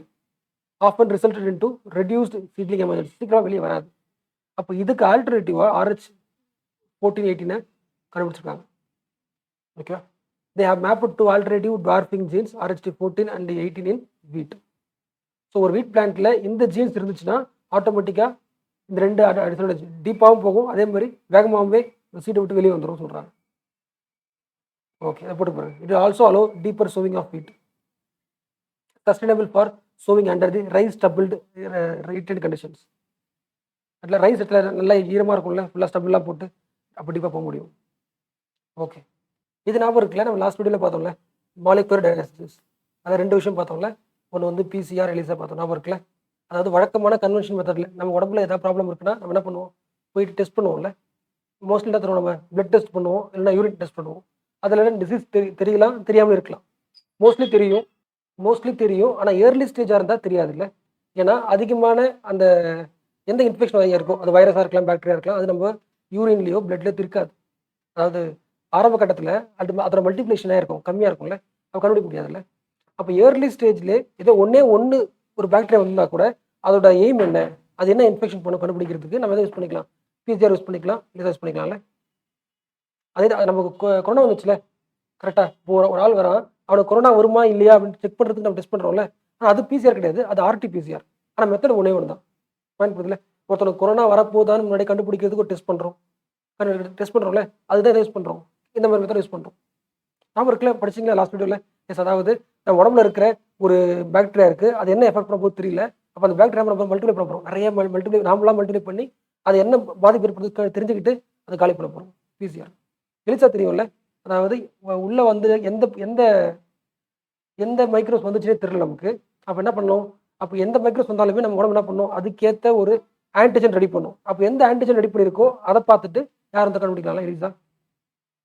எஸ், நான் பார்த்தாச்சு. நீங்கள் தெரிஞ்சுக்க வேண்டியது இதே இந்த பாலிமரேஸ் செயின் ரியாக்ஷன் தான் நம்ம எதில் யூஸ் பண்ணியிருக்கோம், கொரோனா டைமில் யூஸ் பண்ணோம், COVID-19 டெஸ்ட்டுக்கு யூஸ் பண்ணோம் நம்ம. ஆனால் அது டிஃப்ரெண்ட், ஏன்னு சொல்லிடுறேன். ஓகேங்களா. டெஸ்ட் டூரிங் COVID-19 நம்ம யூஸ் பண்ணது PCR தான், பட் RT-PCR, அதாவது reverse transcription PCR test. Transcription ஞாபகம் இருக்குல்ல, டிரான்ஸ்கிரிப்ஷனா வந்து டோட்டல் நம்பர் ஆஃப் இந்த டிரான்ஸ்கிரிப்டும் படிச்ச ஞாபகம் இருக்கா? ஆர்என்ஏ படிச்ச ஞாபகம் இருக்குல்ல? எஸ். டிஎன்ஏ டு ஆர்என்ஏ அதான் டிரான்ஸ்கிரிப்ஷன் படிச்ச ஞாபகம் இருக்கு. முதல்ல 2 வார்த்தை ஞாபகம் இருக்குல்ல? இது ஞாபகம் இல்லைன்னா ஃபர்ஸ்ட் வீடியோ செகண்ட் வீடியோ மட்டும் பார்த்துருங்க. டிரான்ஸ்கிரிப்டோம் பார்த்தோம், டிரான்ஸ்கிரிப்ஷன் பார்த்தோமா? டிரான்ஸ்கிரிப்டோம்னா டோட்டல் நம்பர் ஆஃப் ஆர்என்ஏ பார்த்தோமா? டிரான்ஸ்கிரிப்ஷன்னா அந்த டிரான்ஸ்கிரிப்ஷனை இந்த ஆர்என்ஏ எப்படி உருவாக்குறாங்க? டிஎன்ஏ தான் ஆர்என்ஏ உருவாக்குது. அது டிரான்ஸ்கிரிப்ஷன். ஆனால் நமக்கு தெரியும் கோவிட்-19 இந்த இந்த வைரஸ்ன்றது டிஎன்ஏ வைரஸ் கிடையாது, ஆர்என்ஏ வைரஸ். அப்போ ஆர்என்ஏ தான் என்ன என்ன பண்ணணும்? ஆர்என்ஏவை டிஎன்ஏ மாற்றணும். Reverse transcription. பாயிண்ட் புரியுதுல? எஸ். இப்போ டிஎன்ஏ எதை உருவாக்கும்? ஆர்என்ஏ உருவாக்கும். இது வழக்கம் நடக்கிறது டிரான்ஸ்கிரிப்ஷன். ஆனால் இங்கே அப்படியே ஆப்போசிட். கோவிட்-19 என்ன இருக்குன்னா ஆர்என்ஏ வைரஸ். அப்போ இந்த ஆர்என்ஏஸ் நம்ம என்ன பண்ணோம்? டிஎன்ஏ மாற்றிட்டு கண்டுபிடிக்கிற டெஸ்ட் தான் பிசிஆர் டெஸ்ட். ஓகேவா? சிம்பிள். இல்லை போட்டுருக்கு பாருங்க. In this test, in the reverse transcription test, the viral RNA is converted into DNA. Then we have to multiply. Point புரியுதுல? எஸ். நம்ம உடம்புல ஒரு டிஎன்ஏ வருதுன்னா அதை அப்படியே அந்த டிஎன்ஏ எடுத்து மல்டிப்ளை பண்ணி இது என்ன தெரிஞ்சுக்கலாம். ஆனால் கோவிட்-19ன்றது அது நம்ம குட்டி போடுறது எது? ஆர்என்ஏ குட்டி போடும். ஏன்னா அது உடம்புல தான் இருக்குது, ஆர்என்ஏ தான் இருக்குது. அப்போ அந்த ஆர்என்ஏ என்ன பண்ணணும்? டிஎன்ஏவை மாற்றணும். மாற்றினதுக்கப்புறம் அதை மல்டிப்ளை பண்ணிட்டு இது என்ன என்ன என்ன எஃபெக்ட் ஏற்படுத்த போதும் கண்டுபிடிச்சிடலாம். ஓகேவா? லாஜிக் புரியுதுல? நமக்கு டிரான்ஸ்கிரிப்ஷன் தெரிஞ்சதால நமக்கு இப்போ இந்த ரிவர்ஸ் டிரான்ஸ்கிரிப்ஷன் ஈஸியாக புரிஞ்சிடுச்சு. கரெக்டாக இந்த லாஸ்ட் 1 இயர் ஃபுல்லாக ஆர்டிபிசிஆர் டெஸ்ட் சொல்லிட்டே இருப்பாங்க. இப்போ அதோட எய்ம் என்ன தெரிஞ்சுக்கோங்க. ஒரு ஆர்என்ஏ எடுக்க நம்ம உடம்புக்கு ஒரு ஆர்என்ஏ வந்திருக்கு, அதை மல்டிப்ளை பண்ணணும். அப்போ நம்ம உடம்புக்கு டிஎன்ஏ இருக்குது, இப்போ டிஎன்ஏ கன்வெர்ட் பண்ணி நம்ம மல்டிப்ளை பண்ணுறோம். கரெக்டாக இப்போ அடுத்து பாருங்க, அதுதான் சேம் லாஜிக் இதுவும். ரேபிட் ஆன்டிபாடி டெஸ்ட் மீனிங் புரிஞ்சுல? ஆன்டிபாடி டெஸ்ட் நம்ம உடம்புக்குள்ள என்ன ஆன்டிஜன் வந்துருக்கு நமக்கு தெரியல. அப்போ என்ன பண்ணலாம்? அதுக்கேற்ற நம்ம உடம்பு என்ன பண்ணியிருக்கோம்? ஆன்டிபாடிஸ் உற்பத்தி பண்ணியிருக்கோம். அப்போ அதை நம்ம என்ன பண்ணுறோம்? டெவலப் பண்ணுறோம். அப்போ ரேபிட் ஆன்டிபாடி டெஸ்ட்டை ரெடி பண்ணுறோம். மேலே பார்த்தாலும் ELISA test same like. Logic புரிஞ்சுல? எஸ். ஒருவேளை நம்ம உடம்புக்குள்ள என்ன ஆன்டிஜன் இருக்குது நமக்கு தெரியலன்னா அட்லீஸ்ட் நம்ம உடம்புல ஆன்டிபாடிஸ் உருவாக்கணும்ல, அதை சாவடிக்கிறதுக்கு அந்த ஆன்டிபாடியை நம்ம என்ன பண்ணலாம்? உருவாக்குறத பொறுத்து அது என்ன எவ்வளோ ஆன்டிபாடிஸ் உருவாயிருக்கோ அதை பொறுத்து வந்த antigen கண்டுபிடிச்சிடலாம்ல. A rapid test is conducted to determine if there has been any kind of recent viral infection in a person's body. எப்படி when a pathogen enters the human body, the specific antibodies are released as a response to the virus. A rapid test can detect the presence of such antibodies in blood, serum or plasma sample questions. அதை பார்த்து என்ன பண்ணிடலாம்? கண்டுபிடிச்சிடலாம். Okay, இது பாருங்க. It should be noted that it is not a confirmatory test for COVID-19. It is only a preliminary screening for diagnosis of coronavirus infection. Just screening test தான். ஒருவேளை உடம்புல வந்து ரேபிட் ஆன்டிபாடிஸ் உருவாயிருக்குன்னா அப்போ ஓகே, ஏதோ அதை confirm பண்ண தேவையில்லை. நம்ம என்ன டயக்னோஸ் பண்ணி கண்டுபிடிக்கலாம். நம்ம பயோடெக்னாலஜி கரண்ட் அஃபேர்ஸ் முடிச்சாச்சு, அந்த கரண்ட் அஃபேர்ஸ்க்கான அடிப்படையும் முடிச்சாச்சு. ஸோ இதை நம்ம ரிவிஷன் பண்ணாலே எக்ஸாமுக்கு வந்துடும். நம்ம இன்னும் எக்ஸ்ட்ரா என்ன பண்ணலாம்னா, எப்படி வந்து நம்ம சயின்ஸ் அண்ட் டெக்னாலஜியில் ஃபிசிக்ஸ் சில டேர்ம்ஸ்லாம் பார்த்தோம், டெக்னாலஜிஸ். அதே மாதிரி பயோடெக்னாலஜியில் பயாலஜி இருக்குல்ல. ஸோ பயாலஜியில் நம்ம ஸ்கூலில் படித்த சில டேர்ம்ஸ் மட்டும் பார்த்துடலாம். நீங்களே படிச்சிடலாம், ரிவிஷன் பண்ணிடலாம். ஸ்கூலில் படித்தது தான் நான் ஓவராலாக சொல்லிடுறேன். அந்த டேர்ம்ஸ் மட்டும் அதை முடிச்சுட்டா ஒரு ஹோலிஸ்டிக்காக முடிச்ச ஒரு ஃபீல் வந்துடும். Biotechnology completely over. ஓகே, அதில் ஃபஸ்ட்டு பார்க்க போகிறது செல் பார்க்கலாம். இப்போ ஸ்கூலில் ஒரு லைன் படிச்சிருப்போம்ல, cell is the fundamental unit of லைஃப்னு படிச்சிருப்போம்ல. ஏன் அப்படி சொல்கிறோம்? வை? நமக்கு தெரியும்ல. எக்ஸாம்பிள், இப்போ செல்லுக்குள்ளே மைட்டோகாண்ட்ரியா இருக்குல்ல. நான் மைட்டோகாண்ட்ரியா என்ன சொல்ல, மைட்டோகாண்ட்ரியாவையோ இல்லை ரைபோசோம்ஸையோ இதை ஃபண்டமெண்டல் யூனிட் ஆஃப் லைஃப் நம்ம சொல்லல, செல்லை தான் சொல்கிறோம்ல. காரணம் என்னது? மைட்டோகாண்ட்ரியாவால் தனியாக வாழ முடியாது. கரெக்டாக ஒரு இண்டிபெண்ட்டாக ஒரு லைஃப்பை வாழ முடியுது இல்லை. அதனால் அதை தான் என்ன சொல்லுவோம், நம்ம உயிருள்ள பொருளே சொல்லுவோம் நம்ம. அப்போது செல்லை விட உள்ளே இருக்கிற மைட்டோகாண்ட்ரியா இன்னும் சின்னதாக இருந்தாலும் அதனால் இண்டிபெண்டாக வாழ முடியாது. எக்ஸாம்பிள், ஒரு ஆளுக்கு லைஃப் இருக்குது, உயிர் இருக்கிற என்ன அர்த்தம்னா இண்டிபெண்டாக சில வேலைகள் செய்யணும். எக்ஸாம்பிள், சாப்பாடு செஞ்சு உருவாக்கிக்கணும், ஃபுட் கன்சம்ஷன் பண்ணிக்கணும், ரெஸ்பிரேஷன் பண்ணணும், எக்ஸ்கிரீஷன் பண்ணணும். இது எல்லா வேலையும் செல்லு பண்ணிக்கும், தானே பண்ணிக்கும், ஆட்டோமேட்டிக்காக பண்ணிக்கும். அதனால் இட் ஹாஸ் தி லைஃப்னு சொல்கிறோம். அதை விட செல்லை விட இன்னும் குட்டியாக ஒரு பொருள், எக்ஸாம்பிள் மைட்டோகாண்ட்ரியா, இல்லை இன்னும் குட்டியாக சொன்னால் ரைபோசோம்ஸ் ஏதாவது எடுத்து அதை தனியாக விட்டுட்டிங்கன்னா அதுக்கு தனக்கு தேவையான சாப்பாடையோ தனக்கு தேவையான ரெஸ்பிரேஷனையும் எதுவும் பண்ண முடியாது. அப்போது இந்த உலகத்தில் பார்த்தா எந்த ஒரு சின்ன ஒரு பொருளுக்கு வந்து அடிப்படை வாடுறதுக்கு தகுதி இருக்குன்னா செல்லுக்கு மட்டும்தான் இருக்குது. ஆட்டோமேட்டிக்காக வாழுது, தனக்கு தேவையான சாப்பாடு எடுத்துக்குது, ரெஸ்பிரேஷன் பண்ணிக்குது, எக்ஸ்கிரீஷன் பண்ணிக்குது. அதனால தான் சொல்கிறாங்க cell is the fundamental unit of life சொல்கிறாங்க. இதுதான் முதல் அடிப்படை இந்த உலகத்தில். லார்ஜஸ்ட் இருக்குல்ல, எது வந்து லார்ஜஸ்ட் ஆர்கனிசம் கேட்டால் என்ன சொல்லுவோம், நம்ம டைனோசர் சொல்லுவோம் அந்த காலத்தில். இந்த காலத்தில் நம்ம என்ன சொல்கிறோம், இருக்கிறது லார்ஜஸ்ட் ஆர்கனிசம்னா யூஎஸ்ஏல ஒரு பெரிய ட்ரீ இருக்குல்ல, அது என்ன சொல்லுவாங்க, ஹனி மஷ்ரூம். ஒரு பெரிய லிவிங் ஆர்கனிசம். அந்த மாதிரி இருக்கிறதுலே மோஸ்ட் குட்டி லிவிங் ஆர்கனிசம் எது, இண்டிபெண்டாக வாடுற ஒரு ஆள் யாருன்னா செல்லு தான். அதுக்கு குட்டியாக நீங்கள் எதை எடுத்து பார்த்தாலுமே அது இண்டிபெண்டாக அதனால் வாழ முடியலன்னு சொல்கிறாங்க. அதனால என்ன சொல்கிறாங்க, மோஸ்ட் அடிப்படை ஒரு பொருளுக்கு உயிர் இருக்கும்னா கண்டிப்பாக செல்லாக இருக்கணும். செல்லு கீழே எதாக இருந்தாலும் அது கண்டிப்பாக இருக்காது, லைஃப் இருக்காது. மினிமம் குவாலிட்டி செல்லாக இருந்தால் தான் அதுக்கு என்ன இருக்குது, அடிப்படை லைஃப் இருக்குன்னு சொல்கிறாங்க. அதான் அந்த line meaning. Sell is the fundamental structure. அதாவது ஒரு பொருள் இருக்குது, அந்த பொருளுக்குள்ளே உயிர் வரணும், லைஃப் வரணும்னா அது மினிமம் செல்லு மாதிரி ஒரு ஸ்ட்ரக்சரில் இருந்து இருக்கணும். அதுக்கு குறையாம அதோட கொஞ்சம் குறைஞ்சிருந்துச்சுன்னா கண்டிப்பாக அதுக்குள்ள இருக்காது, லைஃப் இருக்காதுன்னு சொல்கிறாங்க. So cell is the fundamental structure and functional unit of living organism. Mean புரியல, ஒரு லிவிங் ஆர்கனிசம் வாடுறதுக்கான எல்லா ஃபங்க்ஷனல் வேலையும் செல்லு பண்ண முடியுது. செல்லு தான் இருக்கிறதுல அடிப்படையாக ஒரு ஸ்ட்ரக்சரால் பண்ண முடியும். That is it is the smallest living unit of an organism. Thus it is also the basic fundamental unit of living. எல்லாம் தெரியும் உங்களுக்கு, பயன்படுத்தல. ஏன் அது அடிப்படை சொல்கிறாங்க புரியுதுல? எஸ், மினிமம் அந்த ஸ்ட்ரக்சருக்கு வந்துடணும். செல்லுன்ற ஒரு ஃபார்முக்கு வந்தால் மட்டும்தான் இந்த வேலையெல்லாம் செய்ய முடியும். எந்த வேலை செய்ய முடியும்? ரெஸ்பிரேஷன், நியூட்ரிஷன், எக்ஸ்கிரீஷன், இல்லை நியூ ப்ரோட்டீன்ஸ் உருவாக்கிக்கிறது, நமக்கான ப்ரோட்டீன் சாப்பாடு உருவாக்கிறது எல்லாம் பண்ணிக்க முடியும். ஓகேவா? அடுத்த செல்லோட ஷேப்ஸ் பார்க்கலாம். ஷேப்ஸ் ஆஃப் தி செல். நம்ம ஷேப்ஸ் எப்படி புரிஞ்சுக்கலாம்ல? நம்ம என்ன வேலை செய்கிறோமோ அதுக்கேற்ற நம்ம உடம்பு தானே இருக்கும். எக்ஸாம்பிள், நான் ஐடி வேலை செய்கிறேன்னா அந்த வேலைக்கு என் உடம்பு ஷேப் இருக்கும்ல, கரெக்டாக? எஸ், நீ வந்து இப்போ விவசாயம் வேலை செய்கிறேன்னா அந்த வேலைக்கு ஏற்ற மாதிரி உடம்பு ஷேப் இப்படி இருக்கும், மாறும்ல. அப்படி எந்த உழைப்பு செய்கிறியோ அந்த உழைப்புக்கான உடம்பு கிடைக்கும். அதே தான் செல்லும். நம்ம உடம்புக்குள்ள 1000 செல் இருந்தாலுமே அந்த ஒவ்வொரு செல்லும் பண்ணுற வேலைகள் இருக்குல்ல, வேலையை பொறுத்து அது ஷேப் மாறும் தானே.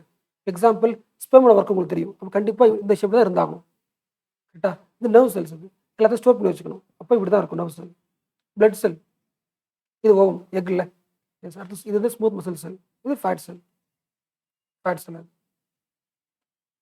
அந்த மீனிங் புரிஞ்சுல? எஸ், ஒவ்வொரு செல்லோட ஷேப்பும் டிஃப்ரெண்ட்டாக இருக்குது. இதுக்கு என்ன காரணம் கேட்டால் அவங்களோட ஒர்க்கு தானே. அது பண்ணுற ஒர்க்குக்கு ஏற்ற மாதிரி ஆட்டோமேட்டிக்காக அந்த எவல்யூஷனில் அதுக்கேற்ற ஒரு ஷேப் உருவாக்கிக்குது, கரெக்டாக? Yes, the shapes and size of the cells are related to the specific function they perform. Yes, some cells like amoeba have changing the shapes. என்ன அர்த்தம்? அப்போது செல்ஸ் கம்மியாக இருக்கும், இப்போ ஒரே செல் நிறைய வேலைகள் பண்ணுறதா இருக்கலாம். அப்போ என்ன பண்ணி ஆகணும்? ஷேப் மாற்றிட்டே இருக்கிற மாதிரி இருக்கும் எவல்யூஷனில். பெக்குலியர். அடுத்து நம்ம ஸ்கூலில் படிச்சிருப்போம்ல, யூகேரியாட்டிக் ப்ரோகேரியாட்டிக் செல்க்கு டிஃப்ரெண்ட் தெரியல உங்களுக்கு? இப்போ எக்ஸாம்பிள், இது ஒரு செல்லு. இந்த செல்லை நம்ம யூகேரியாட்டிக்னு சொல்கிறோன்னா என்ன காரணமாக இருக்கும்? ஒரு செல்லுக்குள்ளே மல்டி ஃபங்க்ஷன்ஸ் இருக்கும்ல. எக்ஸாம்பிள், நியூக்ளியஸ்னு ஒரு ஆள் இருப்பான், அவனுக்கு ஒரு ஃபங்க்ஷன் இருக்கும். அதுக்கப்புறம் மைட்டோகாண்ட்ரியா ஒருத்தர் இருப்பான், அவனுக்கு ஒரு ஃபங்க்ஷன் இருக்கும். அப்புறம் வந்து இந்த ரைபோசோம்ஸ் இருக்கும்ல, அவனுக்கு ஒரு ஃபங்க்ஷன் இருக்கும். Endoplasmic reticulum. ஒரு செல்லுக்குள்ளேயே ஒரு ஒரு ஒர்க்கை ஒரு ஆள் பண்ணுவான், ஸ்பெஷலைஸ்டாக பண்ணுறான். அப்போ நிறைய ஒர்க்கை ஒவ்வொருத்தரும் பிரிச்சுக்கிட்டு என்ன பண்ணுறான்? ஸ்பெஷலைஸ்டாக பண்ணுறாங்கல்ல. அதனால் யூகேரியாட்டிக். அப்போ ஒரு செல்லு வந்து அட்வான்ஸ்டாக இருக்குது, ரியலாக பார்க்க முடியும். ஒரு உயிர் வந்து எப்படி வந்து ஃபங்க்ஷன் ஆகுதுன்றதை ஒவ்வொருத்தரும் ஒர்க் பண்ணுறதை வச்சு கண்டுபிடிக்க முடியும். ஆனால் ப்ரோகேரியாட்டிக் செல் எடுத்துக்கிட்டா எந்த அளவுக்கு ரியலாக இருக்காது, ரியாலிட்டி இருக்காது. எப்படி இருக்குன்னா, ஒரு செல் இருக்குன்னா அதுக்குள்ளே இந்த மாதிரி ஆர்கன்ஸே பார்க்க முடியாது, டெவலப் ஆகாமல் இருக்கும். ஓகே, நீங்கள் தெரிஞ்சுக்க வேண்டியது, யூகேரியாட்டிக்கும் செல்லு தான், ப்ரோகேரியாட்டிக் செல்லு தான். கண்டிப்பாக என்ன இருக்குது? உயிர் இருக்குது. உயிர் இருக்குனாலே ஆட்டோமேட்டிக்காக அது என்ன பண்ணும்? ரீப்ரொடியூஸ் பண்ணும், கரெக்டாக? கண்டிப்பாக என்ன இருக்கும்? அதுக்குள்ளே ஜெனட்டிக் மெட்டீரியல் இருக்கும், இதே ஜெனட்டிக் மெட்டீரியல் இருக்கும். ஆனால் இதில் ஜெனட்டிக் மெட்டீரியல் எப்படி? ஜெனட்டிக் மெட்டீரியல் சேவ் பண்ணி வச்சுக்கிறதுக்கு எப்படி நியூக்ளியஸ் ஒன்று இருக்கும், அந்த மாதிரி ஸ்பெஷலைஸ்டாக இருக்காது. ஏன்னா இது இப்போ தான் புதுசாக உருவாக்குற செல், வீக் செல். இது மோஸ்ட்லி எங்கே இருக்கும்? யூனிசெல்லுலர் இருக்கும்ல. யூனிசெல்லுலர் ஆர்கனிசத்தில் இது பார்க்கலாம் நீங்கள். அட்வான்ஸ்ட் எங்கே இருக்கும்? நம்மளோட ஹியூமன் பீயிங்ஸ், அனிமல்ஸ், பிளான்ஸில் பார்க்குறது அட்வான்ஸ் நிறையா ஃபங்க்ஷன் பண்ணுறோம். ஒரு செல்லுக்குள்ளேயே நிறைய ஃபங்க்ஷன் பண்ணுறது ஆட்கள் தனியாக இருக்காங்க, ஸ்பெஷலைஸ்டு ஆட்கள் இருக்காங்க, டிவிஷன் ஆஃப் லேபர் இருக்குது. அதனால நம்ம என்ன சொல்கிறோம்? யூகேரியாட்டிக் சொல்கிறோம். ஸோ யூகேரியாட்டிக் வந்து மோஸ்ட்லி மல்டி செல்லுலர், நம்மளோட ஆர்கனிசத்தில் இருக்கும். ரொம்ப மினிமமாக இப்போ நம்ம மேலே பார்த்தோம்ல, இப்போ நம்ம 1 செகண்ட் நம்ம அமீபா பார்த்தோம்ல, அமீபா என்ன பண்ணுது? ஒரே செல் நிறைய வேலை பண்ணுது. அப்போ அந்த செல்லுக்குள்ள என்ன இருக்க வாய்ப்பு இருக்குது? ஸ்பெஷலைஸ்ட் ஃபங்க்ஷன் பண்ணுறதுக்கு ஆட்கள் இருக்காங்க. ஓகேவா? சில யூனிசெல்லுலர் ஆர்கனிசத்துக்கு எப்படி இருக்கும்? செல்லு மல்டி செல்லுலாக இருக்கும். நான் மெஜாரிட்டியாக நீங்கள் யூகேரியாட் மீன்ஸ் எதில் பார்க்கலாம்? நீங்கள் அனிமல்ஸ்லையோ பிளான்ஸ்லையும் தான் பார்க்க முடியும். ஆனால் இது இருக்குல்ல, இது வெல் டெவலப்டு கிடையாது இல்லை இது. ஸோ ப்ரோகேரியாட்டிக் சொல்கிறோம். அப்போ இது மோஸ்ட்லி தான் இருக்கும், யூனிசெல்லுலர் தான் இருக்கும். ஓகேவா? இதுதான் difference between eukaryotic cell and prokaryotic cells. ஒரு செல்லுக்கான எல்லா வேலையும் பண்ணுறதுக்கு ரெஸ்பிரேஷன் பண்ணுற வேலை இருக்குது, நியூட்ரிஷன் ஒர்க் இருக்குது, அப்புறம் வந்து ஃபுட் கன்சப்ஷன் ஒர்க் இருக்குது. ஒவ்வொரு ஒர்க்கையும் அந்த செல்லுக்கான பண்ணுற ஆளுக்கு நிறைய பேர் இருந்தாங்கன்னா அட்வான்ஸ்டாக இருக்காங்க அர்த்தம்ல. இது அட்வான்ஸ்டு செல்ஸ். அப்போ ஒவ்வொரு ஆர்கன்ஸுக்கும் ஆட்டோமேட்டிக்காக என்ன இருக்குது? மெம்பரேன் இருக்குது, பயன்படுத்தல. இப்போ இது இருக்குது நியூக்ளியஸ்னா எடுக்க முடிக்கிறோம். நம்ம சுற்றி ஒரு மெம்பரேன் இருக்குது. மைட்டோகாண்ட்ரியா கண்டுபிடிக்கிறோம், சுற்றி ஒரு மெம்பரேன் இருக்குது, ஒரு ஷேப் உருவாக்குது. So they have membrane. Eukaryotic கம்ப்ளீட்டாக என்ன இருக்கும்? மெம்பரேன் இருக்கும்ல. எக்ஸாம்பிள் நியூக்ளியஸ் சொல்லலாம் நம்ம. They are usually found in multi cellular தான். அட்வான்ஸ் தானே இது. அப்போ அட்வான்ஸ் அனிமல்ஸ் கிட்ட தான் இருக்கும். அட் த சேம் டைம் சில யூனிசெல்லுலர் யூகேரியாட்ஸும் இருக்காங்க. Example amoeba. ஆனால் ப்ரோ கேரட் நமக்கு தெரியும், அந்த செல் இப்படி இருக்காது, டெவலப் ஆகியிருக்காது. அப்போ என்னது மெம்பரேன் இருக்காது. ஸோ அப்படியே இருக்கும், அப்படியே சைட்டோபிளாசமோட கலந்துருக்கும், மிக்ஸ் ஆகிருக்கும். அது அதை சேம் தெரிஞ்சுக்க வேண்டியது கண்டிப்பாக இருக்கும். ஜெனட்டிக் மெட்டீரியல் இருக்கும். ஆனால் என்ன பண்ணுறது, ஜெனட்டிக் மெட்டீரியலோ அந்த ஃபங்க்ஷன் பண்ணுறதுக்கு ஸ்பெஷலைஸ் ஆள் கிடையாதுல்ல. எஸ், அப்போ மோஸ்ட்லி இது எங்கே இருக்கும், அட்வான்ஸில் இருக்காது, ஆதி காலத்தில் இருக்கும். They found in primitive cells, பாக்டீரியாவில் இல்லை ஆர்கே பாக்டீரியாவில். அதை பார்க்க முடியும் ப்ரோகாரியோட். டிஃப்ரென்ஸ் பண்ணிச்சுல. ஓகே, அடுத்து ஸ்ட்ரக்சரல் ஆர்கனைசேஷன் ஆஃப் செல். அதாவது ஒரு செல்லோட ஆர்கனைசேஷன் உள்ள அரேஞ்ச்மெண்ட் எப்படி இருக்குன்னு பார்க்குறது. சிம்பிளாக நீங்கள் மூணு விஷயம் தெரிஞ்சுக்கணும். ஒரு செல் இருக்குன்னா இப்போ ரவுண்டு போட்டல, என்ன அர்த்தம், அந்த ரவுண்டு போடலன்னா நமக்கு செல்லு தெரியாதுல்ல, கரெக்டாக. அப்போ கண்டிப்பாக ஒரு செல்லுக்கு ஒரு ஷேப் இருக்குதுல்ல, அந்த ஷேப்பை உருவாக்குறது எது, அவுட்டர் லைன் தானே. இதனா செல் மெம்பரேன் சொல்லுவாங்க, கரெக்டாக. அப்போ நம்ம செல்லுன்னு சொன்னாலே கண்டிப்பாக என்ன இருக்கும், மெம்பரேன் கண்டிப்பாக இருக்கும். இல்லைன்னா செல்லே கிடையாதுல்ல, அது குழம்பு மாதிரி ஆகிடும், ஊற்றிக்கும்ல. எஸ், அப்போ அது எவ்வளோ அது நல்லா ஸ்ட்ராங்காக இருந்தால் மட்டும்தான் உள்ளே இருக்க ஒவ்வொரு பொருளும் உள்ளே இருக்க முடியும். ஸோ இது மெம்பரேன் முக்கியம், கரெக்டாக. அதே மாதிரி இந்த செல்லோட முக்கியமான பிரெயின் யார், நியூக்ளியஸ், ரெண்டாவது முக்கிய நாள். மூணாவது மிச்சம் இருக்கிற இது எல்லாமே. ஏன்னா இதில் என்ன இருக்கும், குழம்பு தானே, தண்ணி தானே, சைட்டோபிளாசம்னு சொல்லுவாங்க. இந்த மூணு தான் முக்கியமான அரேஞ்ச்மெண்ட் ஆஃப் செல். இது மூணுக்குள்ள தான் எல்லாமே இருக்குது. இப்போ மெம்பரேன் எடுத்துக்கிட்டால் மெம்பரேனுக்குள்ள தான் இது எல்லாமே இருக்குது. நியூக்ளியஸ்குள்ள சில செல் இருக்குது, நியூக்ளியஸ் வெளியே சில விஷயங்கள் இருக்குது, அவ்வளோதான். ஸோ அந்த 3 காம்பனன்ட்ஸ் இருக்குல்ல, பிளாஸ்மா மெம்பரேன், நியூக்ளியஸ், சைட்டோபிளாசம், அதை பற்றி கீழே கொடுத்துருக்காங்க. நீங்கள் படிச்சா உங்களுக்கு புரிஞ்சிடும். ஓகே, உங்களுக்கு தெரியும்ல, பிளாஸ்மா மெம்பரேனும் ஒன்று தான், செல் மெம்பரேன் ஒன்று தானே. ஃபஸ்ட் வரைஞ்சோம்ல ரவுண்டா, இந்த அவுட்டர் லைன் தான் என்னது, செல் மெம்பரேன்னு சொல்லலாம், பிளாஸ்மா மெம்பரேன் சொல்லலாம்ல. இப்போ ஜென்ரலாக பார்க்கும்போது இப்படி இருக்கும் இந்த அவுட்டர் மோஸ்ட் கவரிங். ஆனால் இன்னும் ஜூம் பண்ணி பார்த்தோன்னா இந்த லேயர் எப்படி இருக்கும்னா இப்படி இருக்கும், 2 லேயராக இருக்கும். இந்த ரவுண்ட் உங்களுக்கு தெரியும், it is made up of lipids தெரியும். லேயர் 2 இருக்கும். 2 லேயர் இருக்கிறதால பேர் வைக்கலாம்ல, லிப்பிட் பை லேயர்னு சொல்லலாமா, லிப்பிட் பை லேயர். ஓகே, அதே மாதிரி தெரிஞ்சுக்க வேண்டியது, ரெண்டு இருக்குல்ல, 2 லேயர், நடுவில் ஒரு கேப் இருக்குல்ல, இங்கே என்ன இருக்குன்னா ப்ரோட்டீன்ஸ் இருக்குமா. அந்த ப்ரோட்டீனை என்ன பண்ணணும்னா இந்த செல்லுக்கு தேவையான விஷயங்களை வெளியிலிருந்து உள்ளே ஆட் பண்ணும், தேவையில்லாத வெளியே தரணும். பயன்படுத்தல, செல்லுக்கு என்ன தேவைப்படுது, சாப்பாடு தேவைப்படுது, உள்ளே வரணும். ஆக்சிஜன் தேவைப்படுது, உள்ளே வரணும். தண்ணி தேவைப்படுது, உள்ளே வரணும். அதை உள்ளே அலோவ் பண்ணுறது, வெளியே போகிறது அந்த ப்ரோட்டீன் தான் என்ன பண்ணுது. ரெண்டு லிப்பிட்ல இருக்குன்னா இருக்கிற ப்ரோட்டீன் தான் ஹெல்ப் பண்ணுன்னு சொல்கிறாங்க. ஓகேவா. எஸ், அதே பயன்படுத்தல, அந்த செல்லுக்கு எது தேவையோ அதை அலோவ் பண்ணுது, தேவையில்லாத என்ன பண்ணுது, லிமிட் பண்ணுது. அதான் இங்கே போட்டுருங்க. The cell membrane is therefore called as selectively permeable membrane. எதெல்லாம் உள்ள அலோவ் பண்ணணும், எதை அலோவ் பண்ணக்கூடாதுன்னு செலக்டிவாக அது தெரியுது. ஓகே, பேசிக்காக தெரிஞ்சுக்க வேண்டியது cell membrane is outermost covering தெரிஞ்சுக்கணும். அப்போ எதுக்கு யூஸ் ஆகுது, permit the entry or exit of some materials. Okay, இந்த ரெண்டுலையும் படிச்சிருக்கேன். இந்த cell membrane is not a solid structure. சிம்பிளாக ஒரு லைன் கிடையாது. The cell membranes are also described as lipid bilayers. ரவுண்டோட போட்டோம்ல, at the same time there are 2 layers of phospholipids with protein embedded இந்த லேயர்ஸ். 2 லிப்பிட்ஸ் இருக்குது, ஆனால் அதில் என்ன இருக்குது, ப்ரோட்டீன் எம்பர்டாக இருக்குது. அந்த ப்ரோட்டீன் தான் அலோவ் பண்ணுறதுக்கு எல்லாத்துக்குமே யூஸ் ஆகுது. அடுத்து டிஃப்யூஷன் உங்களுக்கு தெரியும்ல, டிஃப்யூஷன் மீனிங். எக்ஸாம்பிள், இது ஒரு ரூம் வச்சுக்கலாம். இந்த ரூமில் அதிகமான ஆக்சிஜன் இருக்கு வச்சுக்கலாம். இந்த ரூமுக்குள்ளே அதிகமான ஆக்சிஜன் இருக்குது, வெளியே கம்மியான ஆக்சிஜன் இருக்குது வெளி ரூமில். அப்போ என்ன ஆகுதுன்னா ஆட்டோமேட்டிக்காக இந்த ரூமில் இருக்கிற ஆக்சிஜன் ஆகிடும், வெளியே போயிடும். ஒருவேளை வெளியே அதிகமான ஆக்சிஜன் இருக்குது, உள்ளே கம்மியாக இருக்குன்னா வெளியில் இருக்கிற ஆக்சிஜன் கொஞ்சம் உள்ளே வந்துடும். இதுதான் டிஃப்யூஷன். மீனிங் போகிறதுல. எஸ், ஒரு ரூமோ ஒரு செல்லோ அதுக்குள்ளே ஏதோ ஒன்று அதிகமாக இருந்துச்சுன்னா, ஹையர் கான்சன்ட்ரேஷன் இருந்துச்சுன்னா, அதுக்கு வெளியே கம்மியாக இருந்துச்சுன்னா ஆட்டோமேட்டிக்காக ஹையர் கான்சன்ட்ரேஷன் இருந்து லோவர் கான்சன்ட்ரேஷனுக்கு வெளியே வந்துடும். ஜென்ரலாக தானே. அதான் ஜாகிரபியில் படிச்சிருப்போம். ஒரு இடத்துல ஏர் அதிகமாக இருக்குது, இன்னொரு இடத்துல ஏர் கம்மியாக இருக்குது, ஆட்டோமேட்டிக்காக ஏர் என்ன ஆகிடும், கம்மியாக இடத்துக்கு மூவ் ஆகிடும்ல, டிஃப்யூஷன். அதுவே வாட்டர் மூவ் ஆச்சுன்னா அதுக்கு பேர் ஆஸ்மோசிஸ். முதல்ல மீனிங் புரிஞ்சுல, இந்த லைன் படிக்கலாம்.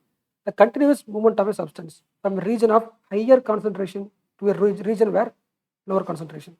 மீனிங் புரியுது. இப்போ எக்ஸாம்பிள் செல் வச்சுக்கலாம். ஓகேவா. இப்போது செல்லுக்கு வெளியே ஆக்சிஜன் அதிகமாக இருக்குது, செல்லுக்குள்ள ஆக்சிஜன் கம்மியாக இருக்குது. ஆட்டோமேட்டிக் என்ன ஆகிடும், செல்லோட மெம்பர் என்ன பண்ணும், ஆட்டோமேட்டிக்காக ஆக்சிஜனை உள்ள அலோவ் பண்ணும். என்ன பண்ணுது, டிஃப்யூஷன். ஒருவேளை செல்லுக்கு உள்ளே கார்பன் டை ஆக்சைடு அதிகமாக இருக்குது, செல்லுக்கு வெளியே கார்பன் டை ஆக்சைடு கம்மியாக இருக்குது, என்ன ஆகிடும், ஆட்டோமேட்டிக்காக கார்பன் டை ஆக்சைடு வெளியே வந்துடும். பயன்படுத்தல. எஸ், எது அதிகமாக இருக்கோ அது என்ன பண்ணும், ஆட்டோமேட்டிக்காக மூவ் பண்ணும். அது ஏர் மூவ் பண்ணிச்சுன்னா அதுக்கு பேர் டிஃப்யூஷன். வாட்டர் மூவ் ஆச்சுன்னா அதுக்கு பேர் ஆஸ்மோசிஸ். இந்த லைன் படிக்கல. The water also obeys the law of diffusion. அதுக்கு பேர் osmosis. The movement of water molecules through such selectively permeable membrane. அந்த மெம்பரேன் வெளியே போகுது, வெளியே அதிகமாக இருக்கும் தண்ணி, அப்போ கண்டிப்பாக உள்ளே போயிடும். Same higher concentration to lower concentration. Okay. இப்போ மேலே பார்த்த லாஜிக் இருக்குல்ல, ஆஸ்மோசிஸ் அதே எப்படி யோசிங்களேன். இப்போ எக்ஸாம்பிள் ஒரு டம்ளர் வச்சுக்கலாம். ஒரு டம்ளர் ஓகே. இப்போ நம்ம உடம்புல இருக்கிற ஒரு செல் எடுத்துக்கிறேன். செல்லை மட்டும் எடுத்து இதில் போட்டுறேன். ஓகேவா? இந்த டம்ளரை தண்ணி இருக்கு வச்சுக்கலாம். ஓகேவா? இப்போ இந்த தண்ணி வந்து செல்லுக்குள்ளே போகுமா இல்லை வெளியே இருக்குமா? ஏதாச்சும் முடிவு பண்ணலாம். சேம் ஆஸ்மோசிஸ் தான். எக்ஸாம்பிள் அந்த செல்லுக்குள்ளே தண்ணி ரொம்ப அதிகமாக இருந்துச்சுன்னா என்ன பண்ணாது? ஆட்டோமேட்டிக்காக இந்த தண்ணி அப்சர்வ் பண்ணாது. அதுக்குள்ளே இருக்கிற தண்ணியை வெளியே என்ன பண்ணும்? வெளியே வந்துடும். லாஜிக் புரியுதுல? ஒருவேளை இந்த செல்லுக்குள்ளே இருக்கிற தண்ணி இருக்குல்ல ரொம்ப கம்மியாகவும் வெளியே தண்ணி அதிகமாக இருந்துச்சுன்னா ஆட்டோமேட்டிக் செல் என்ன பண்ணும்? அப்சர்வ் பண்ணிக்கும்ல. பாயிண்ட் பண்ணிச்சுல சேம் டிவிஷன் ப்ராசஸ். புரிஞ்சா புரியல? சேம் தான். அதான் இங்கே பிடிக்கிறாங்க. ஹைப்போடோனிக் சொல்யூஷன்னா என்ன அர்த்தம்? If the medium has higher water concentration than the cell, the outside cell is very dilute, the cell will gain water. Point புரிஞ்சுல? ஃபர்ஸ்ட் படிச்சோம் அகைன் சொல்கிறேன். இது வந்து ஒரு டம்ளரு தண்ணி இருக்குது. ஓகேவா? இப்போ ஒரு செல்லை போடுறோம். இந்த செல்லுக்குள்ளே வாட்டர் வந்து கம்மியாக இருக்கு வச்சுக்கலாம். வெளியே கம்பேர் பண்ணுறதை விட செல்லுக்குள்ளே வாட்டர் கம்மியாக இருக்குது. இப்போ செல் என்ன பண்ணும்? வீக்காக இருக்குது. தண்ணி என்ன பண்ணும்? எடுத்துக்குள்ள உள்ள அப்சர்வ் பண்ணிக்குள்ள இட் வில் கெயின் தி வாட்டரில். அதுக்கு பேர் என்னது? Hypotonic solution. அதாவது இந்த டம்ளருக்குள்ள இருக்கிற சொல்யூஷன் பேர் என்னது? Hypotonic solution. ஏன்னா இது என்ன பண்ணுது? இந்த தண்ணி என்ன பண்ணுது? செல்லுக்குள்ளே போகுது. ஏன்னா செல்லுக்குள்ளே தண்ணி கம்மியாக இருக்குது. அப்படி ஆப்போசிட் ஹைப்பர்டோனிக் சொல்யூஷன். மீனிங் புரியுதுல?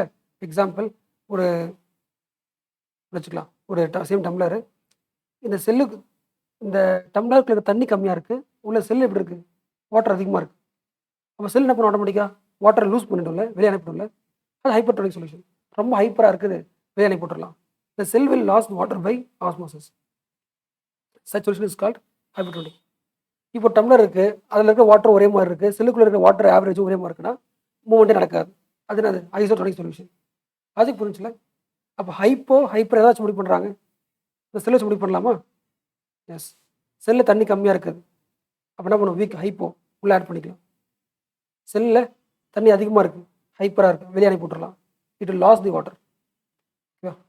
நாம் இதெல்லாம் ஏன் படிக்கணும் தெரியுதில்ல? இது எல்லாமே செல் மெம்பரேனோட ஃபங்க்ஷன். உள்ளே வந்து எப்படி வந்து யோசிக்கிறோம்ல, செல் மெம்பரேன் ரவுண்டாக இருக்குது, எப்படி வந்து தண்ணி உள்ளே வருது? காரணம் என்ன?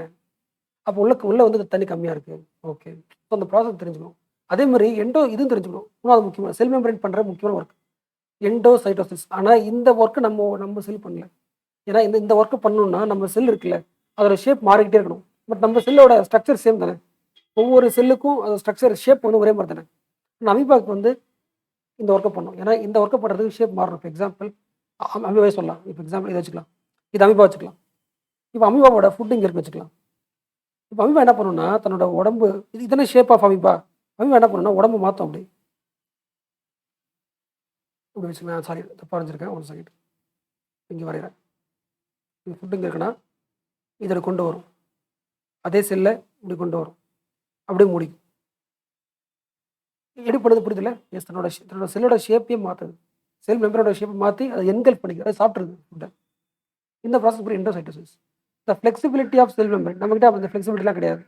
த flexibility of cell membrane that enables the cell to engulf in food from outer environment, from external environment. Such process known as endocytosis. Meaning புரியுதுல? அமீபா இப்படி தான் பண்ணும். ஸோ இது வரைக்கும் நம்ம செல் மெம்பரேன் முடிச்சாச்சு. செல் மெம்பரேனோட ஃபங்க்ஷன் என்ன, அது எப்படி அந்த ஃபங்க்ஷனை பண்ணுது எல்லாம் பார்த்தாச்சுல. கரெக்டாக? எஸ். ஏன் வந்து உள்ள தண்ணி வருது, அப்போ உள்ள கம்மியாக வீக்காக இருக்குது எல்லாம் பார்த்தாச்சு. அடுத்து பார்க்க போகிறது செல் வால். இது உங்களுக்கு தெரியும்ல. ஜென்ரலாக செல் எப்படி இருக்கும்? ஒரு அவுட்டர் லேயர் இருக்கும்ல, இது பேர் செல் மெம்பரேன். பட் சில செல்லுக்கு மட்டும் எக்ஸ்ட்ரா இன்னொரு ப்ரொடக்டிவ் கோட்டிங் இருக்கும். எக்ஸ்ட்ரா இன்னொரு அவுட்டர் லேயர். அதான் அது செல் வால். இன்னும் கொஞ்சம் செல்லுக்கான ஸ்ட்ரக்சரை ஸ்ட்ராங் பண்ணுது. கரெக்டாக? அப்போ அதுக்கு ஒரு காரணம் இருக்கலாம். என்னது அந்த ஒர்க் பண்ணுறதுக்கு இன்னொரு அவுட்டர் கவர் இருந்தால் நல்லா இருக்கும் நினைக்கிறது, உருவாக்கியிருக்கு. கரெக்டாக? இதான் செல்வால் அவுட்டர் லேயர், இன்னும் அவுட்டர் லேயர். பட் எல்லாத்துக்கும் இருக்காதுல்ல. யாருக்கு மட்டும் தான் இருக்கும்? பிளான்ட்டுக்கு மட்டும் தான் இருக்கும்ல. பிளான்ட் செல்லுக்கு மட்டும் தான் அவுட்டர் லேயர் இருக்கும். ஏன்னா அது நிற்கணும். அது கரெக்டாக ரொம்ப ஹைட்டுக்கு நிற்கணும்னா ஒரு செல் எவ்வளோ ஸ்ட்ராங்காக இருக்கணும்? ரொம்ப ஸ்ட்ராங்காக இருக்கணும்ல. எஸ். அப்போ ஒரு லேயர் பத்தாது, இன்னும் ஸ்ட்ராங் லேயர் தேவைப்படுது. திஸ் மேடப் ஆஃப் செல்லுலோஸ் நம்ம படிச்சிருப்போம்ல. எஸ். இது ஒன்று. ரெண்டாவது முக்கியமானது வந்து இப்போது இந்த வார்த்தை தெரியுமா உங்களுக்கு? பிளாஸ்மோலிசிஸ். எக்ஸாம்பிள் இப்போது இந்த செல் வச்சுக்கலாம், இதே செல் வச்சுக்கலாம். இந்த செல்லுக்குள்ளே தண்ணி அதிகமாக வச்சுக்கலாம், வாட்டர் அதிகமாக இருக்குது. வெளியே கம்பேர் பண்ணுறத விட உள்ள வாட்டர் கம்மியாக இருக்குது. சாரி, வெளியே கம்பேர் பண்ணுறத விட உள்ள வாட்டர் ரொம்ப அதிகமாக இருக்குது. அப்போ என்ன பண்ணும்? ஆட்டோமேட்டிக்காக வாட்டர் உள்ள அதிகமாக இருக்குது, வெளியே வந்துடும்ல. தண்ணி வெளியே வந்துருச்சுன்னா ஆட்டோமேட்டிக்காக இது என்ன ஆகும்? இந்த செல்லோட தண்ணி அதிகமாக இருக்குன்னா புஃப்னு இருக்கும், தண்ணி வெளியே வந்துருச்சு, ஷ்ரிங்க் ஆகிடும்ல. அந்த ஷ்ரிங்க் ஆச்சுன்னா இதோட ஷேப் மாறுதில்ல. செல்லோட ஷேப்பு. அதுக்கு பார்த்தா பிளாஸ்மோலைசிஸ். இப்போ இந்த இது மோஸ்ட்லி எங்கே நடக்கும்? பிளான்ட்ஸ் தான் நடக்கும். கரெக்டாக. ஏன்னா இப்போ ஒரு செல் இருக்குது, செல் வால் இருக்குது, அது ஒரு ஸ்ட்ரக்சர் இருக்குல்ல, இந்த ஸ்ட்ரக்சரை அப்படியே மெயின்டைன் பண்ண முடியாது. எப்போ உள்ளே இருக்கிற ஒரு விஷயம் வெளியே வந்துருச்சுன்னா, தண்ணி அதிகமாக இருக்கு வெளியே வந்துச்சுன்னா, அந்த ஸ்ட்ரக்சர் கொஞ்சம் குறையுது இல்லை? எஸ், அதுதான் பிளாஸ்மோலைசிஸ். இந்த லிவிங் பிளான்ட் செல் லாசஸ் வாட்டர் த்ரூ ஆஸ்மோசிஸ். அது தெரியல எப்படி நடக்குது? தேர் இஸ் அ ஷ்ரிங்கேஜ் நடக்கும், உடையும், கான்ட்ராக்ஷன் ஆகும், உப்புன்னு வந்து உள்ளே போயிடும். The contraction of the content of the cell away from the cell wall. The phenomenon is known as plasmolysis.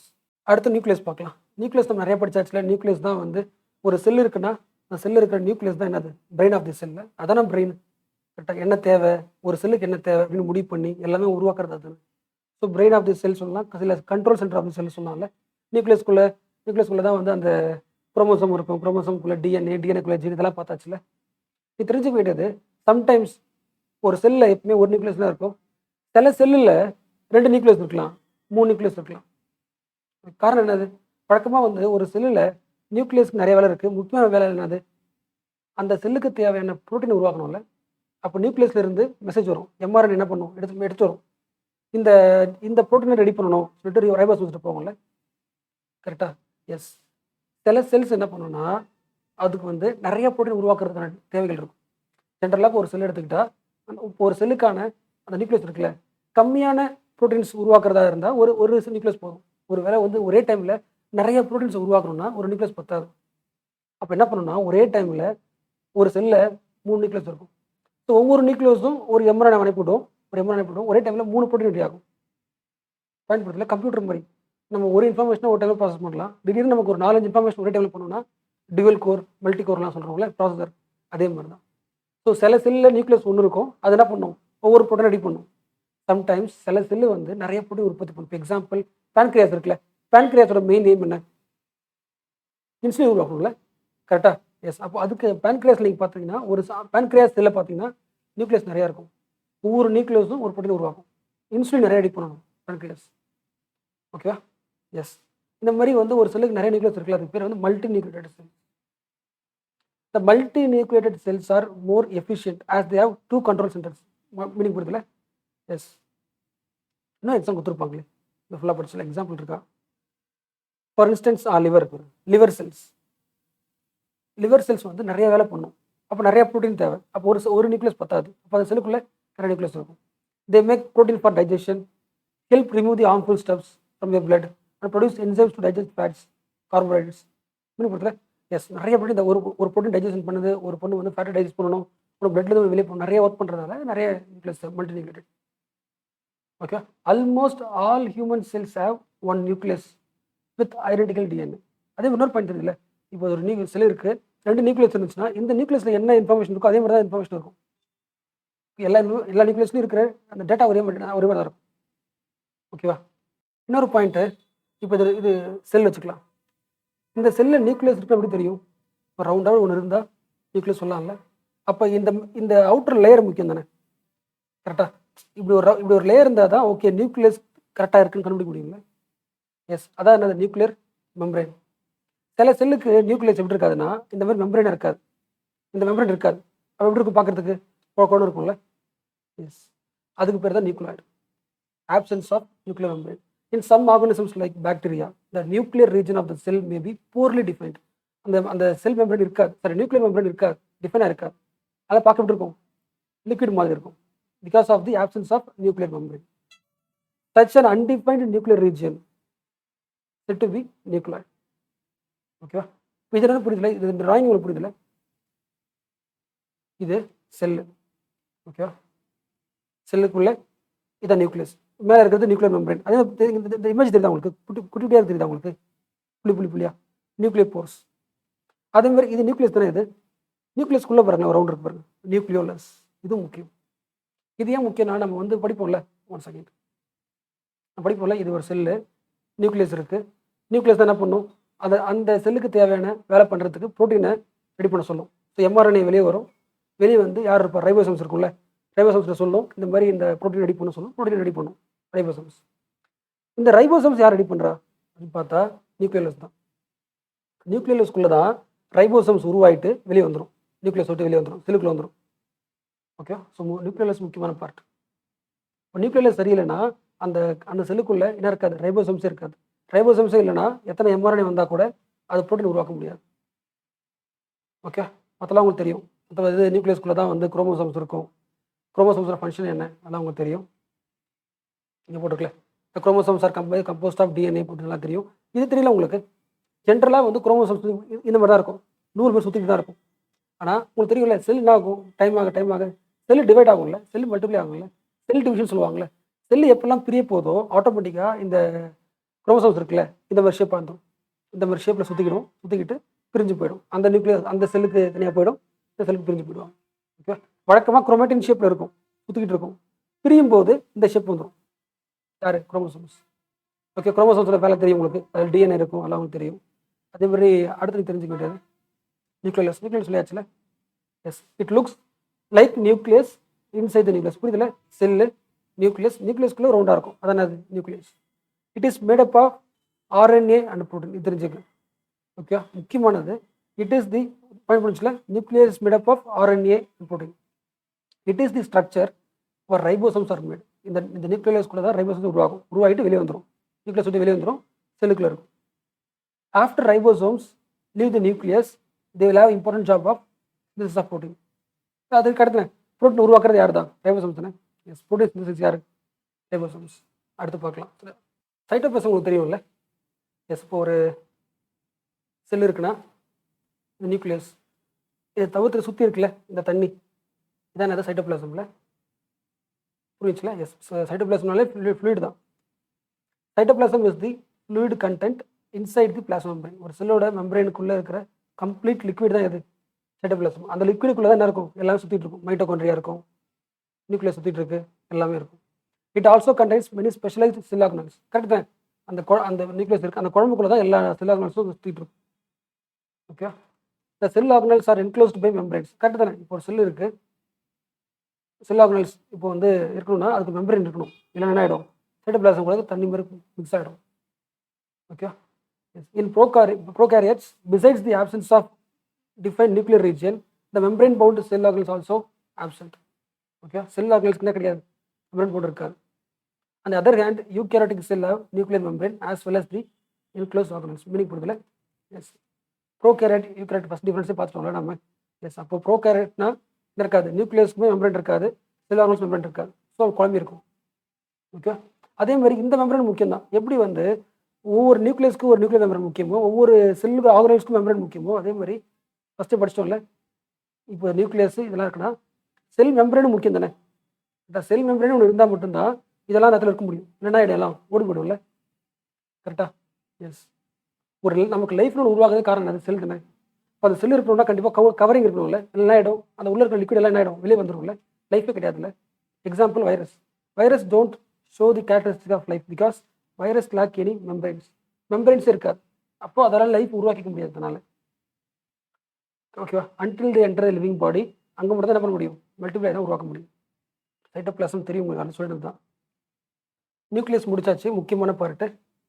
கரெக்டாக? அதுக்கு அடுத்த ஆர்கனல்ஸ்லாம் பார்க்கலாம். ஃபஸ்ட்டு எண்டோபிளாஸ்மிக் ரெட்டிகுலம் பார்க்கலாம். அனதர் இம்பார்ட்டன்ட் செல் ஆர்கனல்ஸ். செல் ஆர்கனல்ஸ் பண்ணி போகல, செல்லுக்குள்ளே இருக்கிற ஆர்கன்ஸ். உடம்பு ஆர்கன்ஸ் தெரியும், ஒவ்வொரு செல்லுக்குள்ளேயும் ஆர்கன்ஸ் இருக்கும். இப்போ நியூக்ளியஸ் ஒரு ஆர்கன், அதை தவிர்த்து வேறு என்ன ஆர்கன்ஸ் இருக்குன்னு பார்க்கலாம். இது தெரியுதுல? இதான் எண்டோபிளாஸ்மிக் ரெட்டிகுலம். இது நியூக்ளியஸ் கூட ஒட்டியே இருக்கும் எண்டோபிளாஸ்மிக் ரெட்டிகுலம். இது நியூக்ளியஸ்னா இது கூட ஒட்டியே இருக்கிறது தான் இது எண்டோபிளாஸ்மிக் ரெட்டிகுலம். இந்த இமேஜ் தெரியுதா உங்களுக்கு? பாருங்களேன், இந்த இடத்துல இது வந்து இப்படி இருக்கு, பார்க்க ஸ்மூத்தாக இருக்கு பாருங்க. ஆனால் இதை பார்க்க எப்படி இருக்கு? ட்ரையாக இருக்குல்ல இந்த இடத்துல. So endoplasmic reticulum can be divided into, ஸ்கூலில் படிச்சிருப்போம்ல, rough endoplasmic reticulum, smooth endoplasmic reticulum படிச்சிருப்போம்ல. அதே மாதிரி இங்கே ஏன் ரஃப்னு தெரியுது? பாயிண்ட் கொடுக்கல, இங்கே புள்ளிப்புள்ளியாக இருக்கு பாருங்க, அதனால பார்க்க ரஃப் மாதிரி தெரியுது. அந்த புள்ளிப்புள்ளியாக இருக்குல்ல, அதான் என்னது? ரைபோசோம்ஸ். எண்டோபிளாஸ்மிக் ரெட்டிகுலம் மேலே வந்து ஒட்டிட்டு இருக்கும் ரைபோசோம்ஸ். அதை ஒட்டிக்கிட்டு தான் அந்த ஷீட்டில் தான் என்ன பண்ணும்? ப்ரோட்டீனை உற்பத்தி பண்ணி அனுப்பிட்டே இருக்கும். அது ஒரு பிளேஸ் மாதிரி, ரைபோசோமோட பிளேஸ் அது. ஸோ அதுதான் அந்த எண்டோஸ்பிளம் எப்படி இருக்குது பார்க்கறதுக்கு ரஃப்பாக இருக்குது. ஓகேவா? அப்போது இந்த ரஃப் எண்டோபிளாஸ்மிக் ரெட்டிகுலம் எதை உருவாக்குது? ரைபோசோம்ஸ் இருக்குது, ரைபோசோம்ஸ் இருக்குது, என்ன உருவாக்குது? ப்ரோட்டீன் உருவாக்குது. அது ஓகே. அப்போ ஸ்மூத் எண்டோபிளாஸ்மிக் ரெட்டிகுலம் எதை உருவாக்கும்? ஸ்மூத்தாக இருக்குது, அப்போ எதை உருவாக்கும்? ஃபேட்ஸை உருவாக்கும். இங்கே தான் என்ன உருவாக்கும்? ஃபேட்ஸ் உருவாக்கும். ரெண்டே பண்ண சொல்லியிருக்கேன். ஒன்று வந்து நீங்கள் வந்து எண்டோபிளாஸ்மிக் ரெட்டிகுலம் பார்க்கணும்னா நியூக்ளியஸ் கூட அட்டாச் பண்ணியிருக்கோம். அதே எண்டோபிளாஸ்மிக் ரெட்டிகுலத்துக்கு 2 ஃபங்க்ஷன் இருக்குது. ஒன்று வந்து ரைபோசோம்ஸை கேரி பண்ணிக்கிட்டு என்ன பண்ணும், புரோட்டீன் உற்பத்தி பண்ணும். அதே சாஃப்ட் எண்டோபிளாஸ்மிக் ரெட்டிகுலம் என்ன பண்ணுது, சாஃப்ட்னு சொல்லலாம், ஸ்மூத்னு சொல்லலாம், ஃபேட்டை உற்பத்தி பண்ணுது. ஓகே, மற்றெல்லாம் நீங்கள் படித்தாலே உங்களுக்கு புரிஞ்சிடும். அதே மாதிரி இந்த பண்ண முக்கியம், சில ப்ரோகாரியோட்ஸில் என்ன இருக்காது, இந்த எண்டோபிளாஸ்மிக் ரெட்டிகுலம் பார்க்க முடியாது. அதே மாதிரி ஆர்பிசி இருக்குல்ல, ரெட் பிளட் செல்ஸ், அந்த செல்லுக்குள்ளே எண்டோபிளாஸ்மிக் ரெட்டிகுலம் இருக்காது. மற்றெல்லாம் சேம் பாயிண்ட் தான். ரஃப் எண்டோபிளாஸ்மிக் ரெட்டிகுலம்,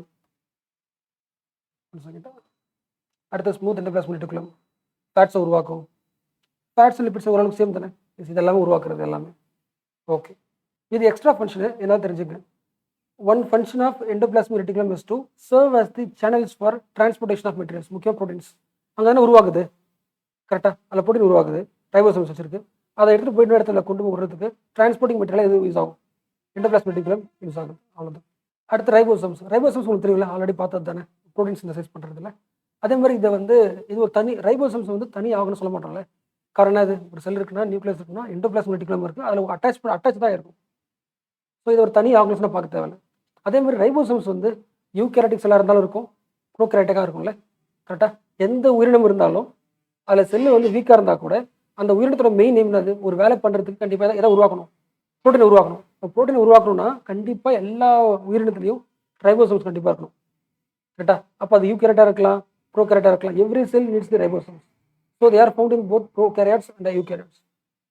ஓகேவா. அடுத்தது கோல்கி அப்பரேச்சர்ஸ். இமேஜ் தெரியுதுல்ல, அந்த அதோட ஷேப்ஸ் இருக்குல்ல, ஷேப்ஸ் எல்லாம் ஸ்ட்ரக்சர் எப்படி இருக்குது, பேரலாக இருக்குல்ல, இப்படி போயிட்டு இந்த பேரலல்ன்ற வார்த்தை கீவேர்டு முக்கியம். நீங்கள் போட்டு போகிறேன். Approximately parallel to each other in stocks like called systems. பேரலாக இருக்குல்ல, இது ஒட்டுமொத்தமாக எல்லாத்தையும் பேர் சிஸ்டம். ஓகேவா. அந்த எல்லா ஸ்டாக்ஸ்னா புரியுதுல, இது ஒரு அடுக்கு, இது ஒரு அடுக்கு, இது ஒரு அடுக்கு, இது ஒரு அடுக்கு. ஸோ இதெல்லாம் சேர்த்து சிஸ்டம்னு சொல்லுவாங்க. இது ஒன்று. இது வந்து சம்டைம்ஸ் தனியாக இருக்கும், ஆனால் மோஸ்ட்லி வந்து அந்த நம்ம பார்த்தோம்ல எண்டோபிளாஸ்மிக் ரெட்டிகுலம் அது கூட ஒட்டிக்கிட்டு இருக்கலாம், இருந்தாலும் இருக்கலாம். இதோட மெயின் வேலை என்னன்னா, இப்போ எக்ஸாம்பிள் செல் இருக்கு வச்சுங்களேன். செல்லு வந்து ஏதாவது ஒரு பொருள் உற்பத்தி பண்ணுதுன்னா, உற்பத்தி பண்ண உடனே அதுக்கு ஒரு கவர் போட்டு அனுப்புறது இதுதான் எக்ஸாம்பிள். ஸோ அப்போ வந்து இங்கே எந்த பொருள் உற்பத்தி பண்ணாலுமே கோல்கி அப்பரேச்சர்ஸ் உள்ள வந்து வரும். வந்த உடனே இங்கே தான் ஸ்டோர் ஆகிக்கும். அந்த பொருள் ஸ்டோர் ஆன உடனே அதுக்கு ஒரு கவர் போட்டு ரெடி பண்ணி இதோ இருக்குல்ல அனுப்பி விட்ரும். இன்கமிங் டிரான்ஸ்போர்ட் வெசிக்கல்ஸ் வர்றதை பேக் பண்ணி அனுப்பி விட்ரும். ஓகே. இப்போ எக்ஸாம்பிள் இப்போ ஒரு ப்ரோட்டீன் வச்சுக்கலாம். ஓகே, ஒரு ப்ரோட்டீன் இருக்குது, அந்த ப்ரோட்டீனை வந்து இந்த செல்லுக்கு தேவைப்படுற வடிவத்தில் மாற்றியாச்சு வச்சுக்கலாம். மாற்றியாச்சு அதை கன்வெர்ட் பண்ணி அனுப்புறதுக்கு முன்னாடி இது என்ன பண்ணும், ஒரு கவர் மாதிரி போட்டுக்கிட்டு அனுப்பிவிடும். The turning protein into usable form by folding them into different shapes and adding other materials to protein such as lipids, carbohydrates. Most important function வந்து லைசோசோம்ஸ் உருவாக்குறது தான். It is involved in formation of lysosomes. இந்த last line இப்படி தான் பாருங்களேன். After making these big molecules the Golgi apparatus packages them into vesicles and either stores them for later use or sends them out of the cell. Okay, ஒரு செல்லுக்குள்ள இருந்து ஒரு பொருள் அனுப்புறதுக்கு back பண்ணி அனுப்பும், இல்லைனா ஸ்டோர் பண்ணி வச்சுக்கும் ஃபியூச்சரில். யார் பண்ணுறா, கோல்கி apparatus பண்ணுது. அடுத்து லைசோசோம்ஸ். லைசோசோம்ஸ் தெரியல, ஸ்கூலில் படிச்சிருக்கோங்களே. இது செல்லுக்குள்ளே இருக்குல்ல, இது என்ன பண்ணும், ஏதாவது வந்து ஒரு செல்லு இருக்கலாம், ஒரு செல்லுக்குள்ளே ஒரு ஃபாரின் பார்ட்டிகல் உள்ளே வருதுன்னா அதை என்ன பண்ணுறோம், அப்படியே முழுசாக சாப்பிட்றோம். யார், லைசோசோம்ஸ். அதான மெயின் வேலை. Lysosome help to keep the cell clean by digesting the any foreign material as well as own cell organelles. புரியுதுல, ஒரு செல் இருக்குது, நியூக்ளியஸ் எல்லாமே இருக்குது, ஒரு ஃபாரின் பொருள் வருதுன்னா லைசோசோம் என்ன பண்ணும், வந்து உடனே சாப்பிட்டு காலி பண்ணிடும். ஒருவேளை இந்த செல்லே அழுக்காக இருக்குது, ஒட்டுமொத்த செல்லுமே அழுக்காக இருக்குது, இது ஒட்டுமொத்த செல்லுமே க்ளீன் பண்ணணும்னா லைசோசோம் நான் வெடிச்சு கம்ப்ளீட்டாக செல்லே சாப்பிட்றோம். ஸோ மெயின் வேலை க்ளீனிங் வேலை தான், கரெக்டாக. It is a kind of waste disposable system. இதெல்லாம் அந்த செல்லுக்கு தேவையில்லாததோ ஃபாரின் பொருளோ வேஸ்ட்டை சரி பண்ணி முடிச்சிடும். They are not commonly found in plant cell. அடுத்து மைட்டோகாண்ட்ரியா. மைட்டோகாண்ட்ரியா எல்லாருக்குமே தெரியுங்களே, பவர் ஹவுஸ் ஆஃப் தி சொல்லுவாங்களே, powerhouse of the cell சொல்லுவாங்களே. எஸ், எப்படி வந்து நம்ம வீட்டுக்கு எல்லாருக்குமே எது தேவை, பவர் தேவையில்லை, அது யார் ரெடி பண்ணுறா, பவர் பிளான்ஸ் ரெடி பண்ணுவோம்ல. எப்படி ரெடி பண்ணும், கோலை பர்ன் பண்ண உடனே அந்த ஹீட் எலக்ட்ரிசிட்டியாக மாறி எலக்ட்ரிசிட்டி தான் வரும். நம்ம யூஸ் பண்ணுற எல்லா பொருட்களுக்குமே எனர்ஜி வேணும்னா எலக்ட்ரிசிட்டி மெத்தடில் வேணும். அப்போ அந்த எலக்ட்ரிசிட்டி மெத்தடை யூஸ் பண்ணுறதுக்கு கோலை பர்ன் பண்ணுறோம், அந்த ஹீட்டை கன்வெர்ட் பண்ணுறோம். அதே மாதிரி ஒரு செல்லுக்கு பவர் வேணும், ஒரு செல்லுக்கு எனர்ஜி வேணும். அந்த எனர்ஜி என்ன மெத்தடில் இருக்குது, ஏடிபி மெத்தடில் இருக்குது. எப்படி நம்ம பொருள், நம்ம கம்ப்யூட்டர், லேப்டாப் எல்லாம் யூஸ் பண்ணுறதுக்கு எலக்ட்ரிசிட்டி தேவைப்படுதோ, செல்லுக்கு ஒரு எனர்ஜி தேவை. அந்த எனர்ஜி என்ன மெத்தடில் வேணும், ஏடிபி மெத்தடில் வேணும். அப்போ எல்லா பொருளையுமே ஏடிபியாக மாற்றுறது, எல்லா சாப்பாடையுமே ஏடிபியாக மாற்றுறது யார், மைட்டோகாண்ட்ரியால. அதை ஷேப்பில் நீங்கள் பார்த்துருப்பீங்க, இது இருக்குல்ல. இதை சொல்லலாம் இதை சொல்லலாம். ஸோ வெளியே ஒரு கவர் இருக்குது, உள்ளே பாருங்கள் மடிச்சு மடிச்சு இருக்குது உங்களுக்கு. ஸோ மடிச்சு மடிச்சிருக்கிறதுல சர்ஃபேஸ் ஏரியா அதிகம். ஸோ இதை என்ன உருவாகுது, அந்த ஃபுட்டு வந்து ஏடிபியாக மாறுது, அதாவது செல்லுக்கு தேவையான எனர்ஜியாக கன்வெர்ட் ஆகிடுது. அடினோசின் ட்ரைபாஸ்பேட் எல்லாம் தெரியல உங்களுக்கு. மைட்டோகாண்ட்ரியா பவர் ஆஃப் த செல். அதே மாதிரி இந்த பாயிண்ட் தெரியல உங்களுக்கு. மைட்டோகாண்ட்ரியா தனக்கு தேவையான புரோட்டீன் அதிகம் உற்பத்தி பண்ணிக்கும், தனக்கு தேவையான டிஎன்ஏ அதிகம் வச்சுருக்கும். எல்லாம் தெரியல உங்களுக்கு. நம்ம அந்த ஸ்டார்டிங் அந்த ஆரம்ப காலகட்டத்தில் என்ன சொல்கிறோம், அதாவது சயின்டிஸ்ட்கள் என்ன சொல்கிறாங்கன்னா, ஒரு செல்லை பார்க்கும்போது மைட்டோகாண்ட்ரியாவோட ஃபங்க்ஷனை பார்க்கும்போது மைட்டோகாண்ட்ரியாவுக்கு வந்து தனியாக இயங்குறதுக்கான எல்லா அதிகாரமும் இருக்குன்னு சொல்கிறாங்க, எல்லா பவரும் சொல்கிறாங்க. டிஎன்ஏ இருக்குது, தனக்கு தேவையான ஃபங்க்ஷன் ஆகிற ப்ரோட்டீனை உருவாக்குறதுக்கான பவரும் இருக்குது, எல்லாமே இருக்குன்னு சொல்கிறாங்க மைட்டோகாண்ட்ரியா. ஸோ அப்போ என்ன சொல்கிறாங்கன்னா, அந்த டைமில் அதாவது இந்த உலகம் தோணும்ல, குட்டி குட்டி உயிரினங்கள் தான் நம்ம வந்தோம். நம்ம இந்த குட்டி குட்டி உயிரினங்களில் இருக்கும்போது மைட்டோகாண்ட்ரியா இருக்குல்ல, மைட்டோகாண்ட்ரியான்றது தனி உயிராக வாழ்ந்துருக்கலாம்னு சொல்கிறாங்க. தனி உயிராக வாழ்ந்துருக்கலாம், அதுக்கப்புறம் ஃபியூச்சர் என்ன இருக்கலாம், அது செல்லு கூட சேர்ந்து உள்ளே வந்திருக்கலாம்னு சொல்கிறாங்க. மைட்டோகாண்ட்ரியா தனியாக வர அளவுக்கு எல்லா ஃபங்க்ஷன் இருக்குது. இது வந்து ஒரு தியரி வச்சுங்களேன், இது சொல்கிறாங்க இது மாதிரி. ஸோ மைட்டோகாண்ட்ரியா ஏன் பவர் சொல்கிறது புரியுதுல்ல, it can do everything. அதுக்கு தேவை எல்லா ஃபங்க்ஷனும் பண்ண முடியும். ஒரு உயிர் வாழ்கிற ஒரு ஆர்கனிசத்துக்கு என்ன தேவை அது எல்லாமே அதுக்கு இருக்குது. அது ஆட்டோமேட்டிக்காக செல்லுக்குள்ளே வந்ததால் செல் ஆர்கனிசம் மாறிடுச்சு அப்படின்னு பாயிண்ட் சொல்கிறாங்க. அடுத்த செல் ஆர்கனல் பிளாஸ்டிட்ஸ். பிளாஸ்டிட்ஸ் எதில் இருக்காது, அனிமல் செல்ஸில் இருக்காது. ஓகேவா. பிளாஸ்டிட்ஸோட மெயின் எய்ம் என்ன, அதுக்கு முன்னாடி இந்த பிளாஸ்டிக் ஸ்ட்ரக்சர் பார்த்துட்டிங்களா. எஸ், மைட்டோகாண்ட்ரியா மாதிரியே அவுட்டர் லேயர் ஒன்று இருக்கும், இன்னர் லேயர் ஒன்று இருக்கும். இது நான் வச்சுக்கோங்க, லைக் மைட்டோகாண்ட்ரியா. ஓகே, அதே மாதிரி இதுக்கான ஓன் டிஎன்ஏ இருக்கும், ரைபோசோம்ஸ் இருக்கும். Like mitochondria, plastids also have their own DNA and ribosomes. தனக்கு தேவையானது உருவாக்கிக்கும். ஓகே, ஸோ அந்த பிளாஸ்டிடோட மெயின் நேம் தனக்கு தேவையான எல்லாத்தையும் உருவாக்கிக்கணும்னா அப்புறம் முக்கியமான வேலை பண்ணதில்லை, ஸ்டோரேஜ் பண்ணிக்கணும். எல்லா சாப்பாடையும், சாப்பாடுனா ஸ்டார்ச் சொல்லுவாங்க, ஸ்டார்ச் எல்லாத்தையுமே, ஸ்டார்ச் ஆயில் எல்லாத்தையுமே ஸ்டோர் பண்ணி வச்சுக்கிற ஒரு இடம் இது பிளாஸ்டிக். ஓகே, இந்த பிளாஸ்டிக்ஸோட கலரை பொறுத்து இதை வந்து நம்ம ரெண்டாக பிரிக்கலாம். ஸ்கூலில் படிச்சிருப்போம்ல, குரோபிளாஸ்ட் இருப்போம்ல, குரோபிளாஸ்ட் இதில் இருக்குது, பிளான்ட்ஸில் இருக்குல்ல, குளோரோஃபில் ஸ்டேப் வச்சுக்கல ஃபுட்டு, குரோபிளாஸ்ட் கலர் கலரில் இருக்கும். லியூக்கோபிளாஸ்ட்னா ஒயிட் கலராக இருக்கும். இதெல்லாம் இல்லை அனிமல் செல்ஸில் இல்லை. நான் பார்க்குறது இது வந்து அது it is found only in plant cells தான். The primary purpose of leucoplast is to storage. Okay, starch oil protein எல்லாமே ஸ்டோர் ஆகிருக்கும். இன்னொரு முக்கியமான பாயிண்ட்டு, உள்ளே வந்து பார்க்கும்போது உள்ள இன்னர் லேயர் நிறைய லேயராக இருக்குல்ல, லேயராக அந்த லேயருக்கு பேர் வைக்கிறாங்க ஸ்ட்ரோமான்னு.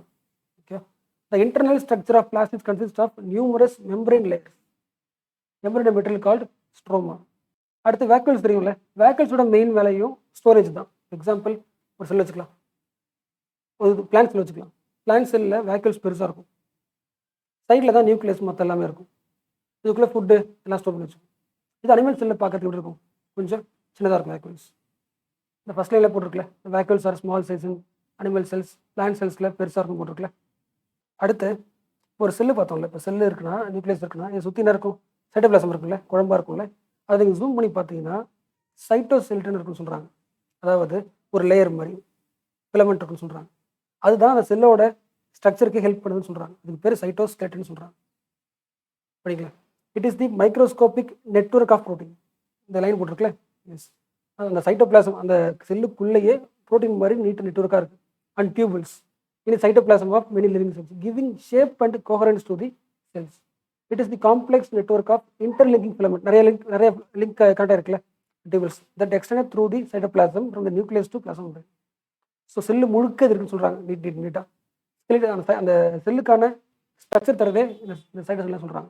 உடம்புக்கு எப்படி வந்து போன்ஸோ அது மாதிரி இது வந்து அந்த டியூபிள்ஸ் மாதிரி சொல்கிறாங்க, சைட்டோஸ்கெலட்டன். அடுத்து பார்க்க போகிறது, சில செல்ஸுக்கு சில யூனிக் ஸ்ட்ரக்சர் இருக்குது. எக்ஸாம்பிள் பயன்படுத்தல, நம்ம வந்து ஒரு உயிரினங்கள் பார்க்கல, செல்லு தான் பார்க்குறோம். நம்ம உடம்புக்குள்ள நிறைய செல் இருக்குல்ல, பிரெயின் செல் இருக்குது கரெக்டாக, கிட்னிக்கு ஒரு தனி செல் இருக்குது. அது மாதிரி ஒவ்வொரு செல்லுக்கும் காமனாக சில இருக்கிற ஆர்கன்ஸ்லாம் பார்த்தாச்சு. சில ஸ்ட்ரக்சர்ஸ் வந்து யூனிக்காக இருக்குது. இப்போ எக்ஸாம்பிள் நீங்கள் ரெஸ்பிரேட்டரி ட்ராக்டை பார்த்தீங்கன்னா இது மாதிரி முடி இருக்கும் உள்ள, ஓகேவா, அதுக்கு பேர் சிலியான்னு சொல்லுவாங்க. நம்ம இன்ஹேல் பண்ணும்போது அந்த தேவையில்லாத இருக்கும்ல, பொல்யூஷன் இருக்கும்ல, பொல்யூட்டன்ஸ், அது வந்து என்ன பண்ணும், நெஞ்சில் வந்து படாமல் இருக்கிறதுக்கு இந்த ஏர் என்ன பண்ணிக்கும், அதை பிடிச்சி வச்சுக்கிட்டு நம்ம வந்து காஃப் பண்ணுவோம்ல, அப்போது அது வெளியே வந்துடும். ஸோ சிலியா இருக்குது முக்கியம், அதுக்கு ஒரு ஃபங்க்ஷன் இருக்குல்ல, எஸ், பொல்யூஷன் இல்லாமல் பார்த்துக்கிறது. அதே மாதிரி ஃப்ளெஜலா தெரியல, இப்போ ஒரு செல் இருக்குன்னா அதுக்கு என்ன இருக்கும், ஒரு மூவ் பண்ணுறதுக்கு, ஸ்விம் பண்ணுறதுக்கு ஒரு நீட்டு முடி மாதிரி ஒன்று இருக்கும்ல, ஃப்ளெஜலா. Some bacteria ஃப்ளெஜலா. நம்ம உடம்புல ஸ்பெர்முக்கு என்ன இருக்கும், அந்த செல்லுக்கு இது இருக்குல்ல, மூவ்மெண்ட்டுக்கு கரெக்டாக, இது பாடி, இது ஃப்ளெஜலா. ஒன்று இருக்கலாம், நிறைய இருக்கலாம், அது எவ்வளோ தூரம் ட்ராவல் பண்ணுமோ அதை பொறுத்து அது இருக்கும்.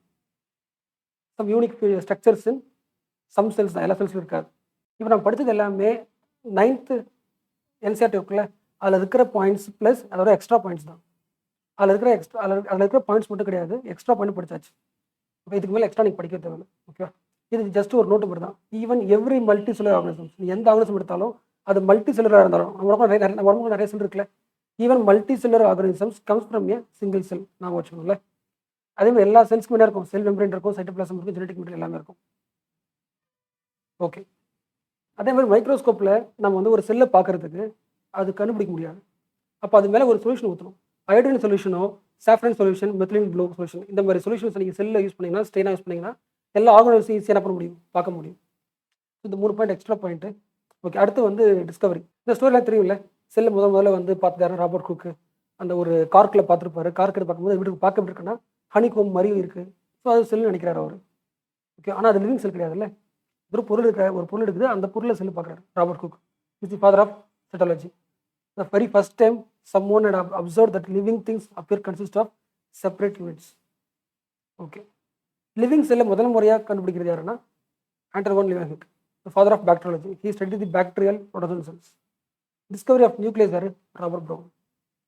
The term protoplasm was coined by Perkinsie. Cytoplasm protoplasm difference தெரியல உங்களுக்கு? ஒட்டுமொத்தமாக செல் இருக்குது. இந்த நியூக்ளியஸை தவிர்த்துட்டு மற்ற ஏரியா வந்து சைட்டோபிளாசம் சொல்லுவாங்க. இப்போ நியூக்ளியஸை ஆட் பண்ணி ஒட்டுமொத்தமாக அந்த ஏரியா சொல்கிறது புரோட்டோபிளாசம் சொல்லுவாங்க. ஓகேவா? ஸோ ஓவர் பயோடெக்னாலஜி முடிஞ்சு போச்சு. அதுக்கப்புறம் நான் ஹெல்த் வீடியோஸ் போடுவேன். ஹெல்த் வீடியோஸ் பார்த்துருங்க. அது மேக்ஸிமம் ஒரு வீடியோ 2 வீடியோ இருக்கும். அதில் முடிச்சிடலாம். ஓகேவா? சயின்ஸ் அண்ட் ஆர்டராக முடிங்க. சயின்ஸ் அண்ட் டெக்னாலஜி வீடியோ ஃபுல்லாக முடிச்சதுக்கப்புறம் பயோடெக்னாலஜி முடிச்சிருங்க. அடுத்து ஹெல்த் முடிங்க. அதுக்கப்புறம் எக்கனாமி போயிடலாம். எக்கனாமி பாலிட்டி முடிஞ்சிச்சுன்னா ஆல்மோஸ்ட் ஓவர். உங்களுக்கு இந்த ராபர்ட் ஹோக்கும் லிவன் ஹோக்கும் டிஃப்ரென்ஸ் புரியுதுல்ல? ஸ்கூலில் படிச்சது ஞாபகம் இருக்குல்ல? ஃபுல்லாக படிங்க. Robert Hooke while examining a thin slice of cork, ஒரு கார்க்கை எக்ஸாமின் பண்ணும்போது he saw that cork resembled the structure of honeycomb. Hexagonal ஷேப்பில் இருக்குது. அடுத்து அவருக்கு ஒரு சான்ஸ் கிடைக்குது அதை வந்து மைக்ரோஸ்கோப்பில் பார்க்குறது. he in 1665 made the chance observation through the self designed மைக்ரோஸ்கோப்பில் அவர் பார்க்குறாரு. பார்க்கும்போது அவருக்கு பாக்ஸாக தெரிஞ்சுது. அந்த பாக்ஸ் அவர் செல்லுன்னு பேர் வச்சுட்டார். செல்ஸாக இருக்குதுன்னு கண்டுபிடிச்சிட்டார். அதுக்கு ஒரு செல்ஸ்னு பேர் வச்சுட்டார்.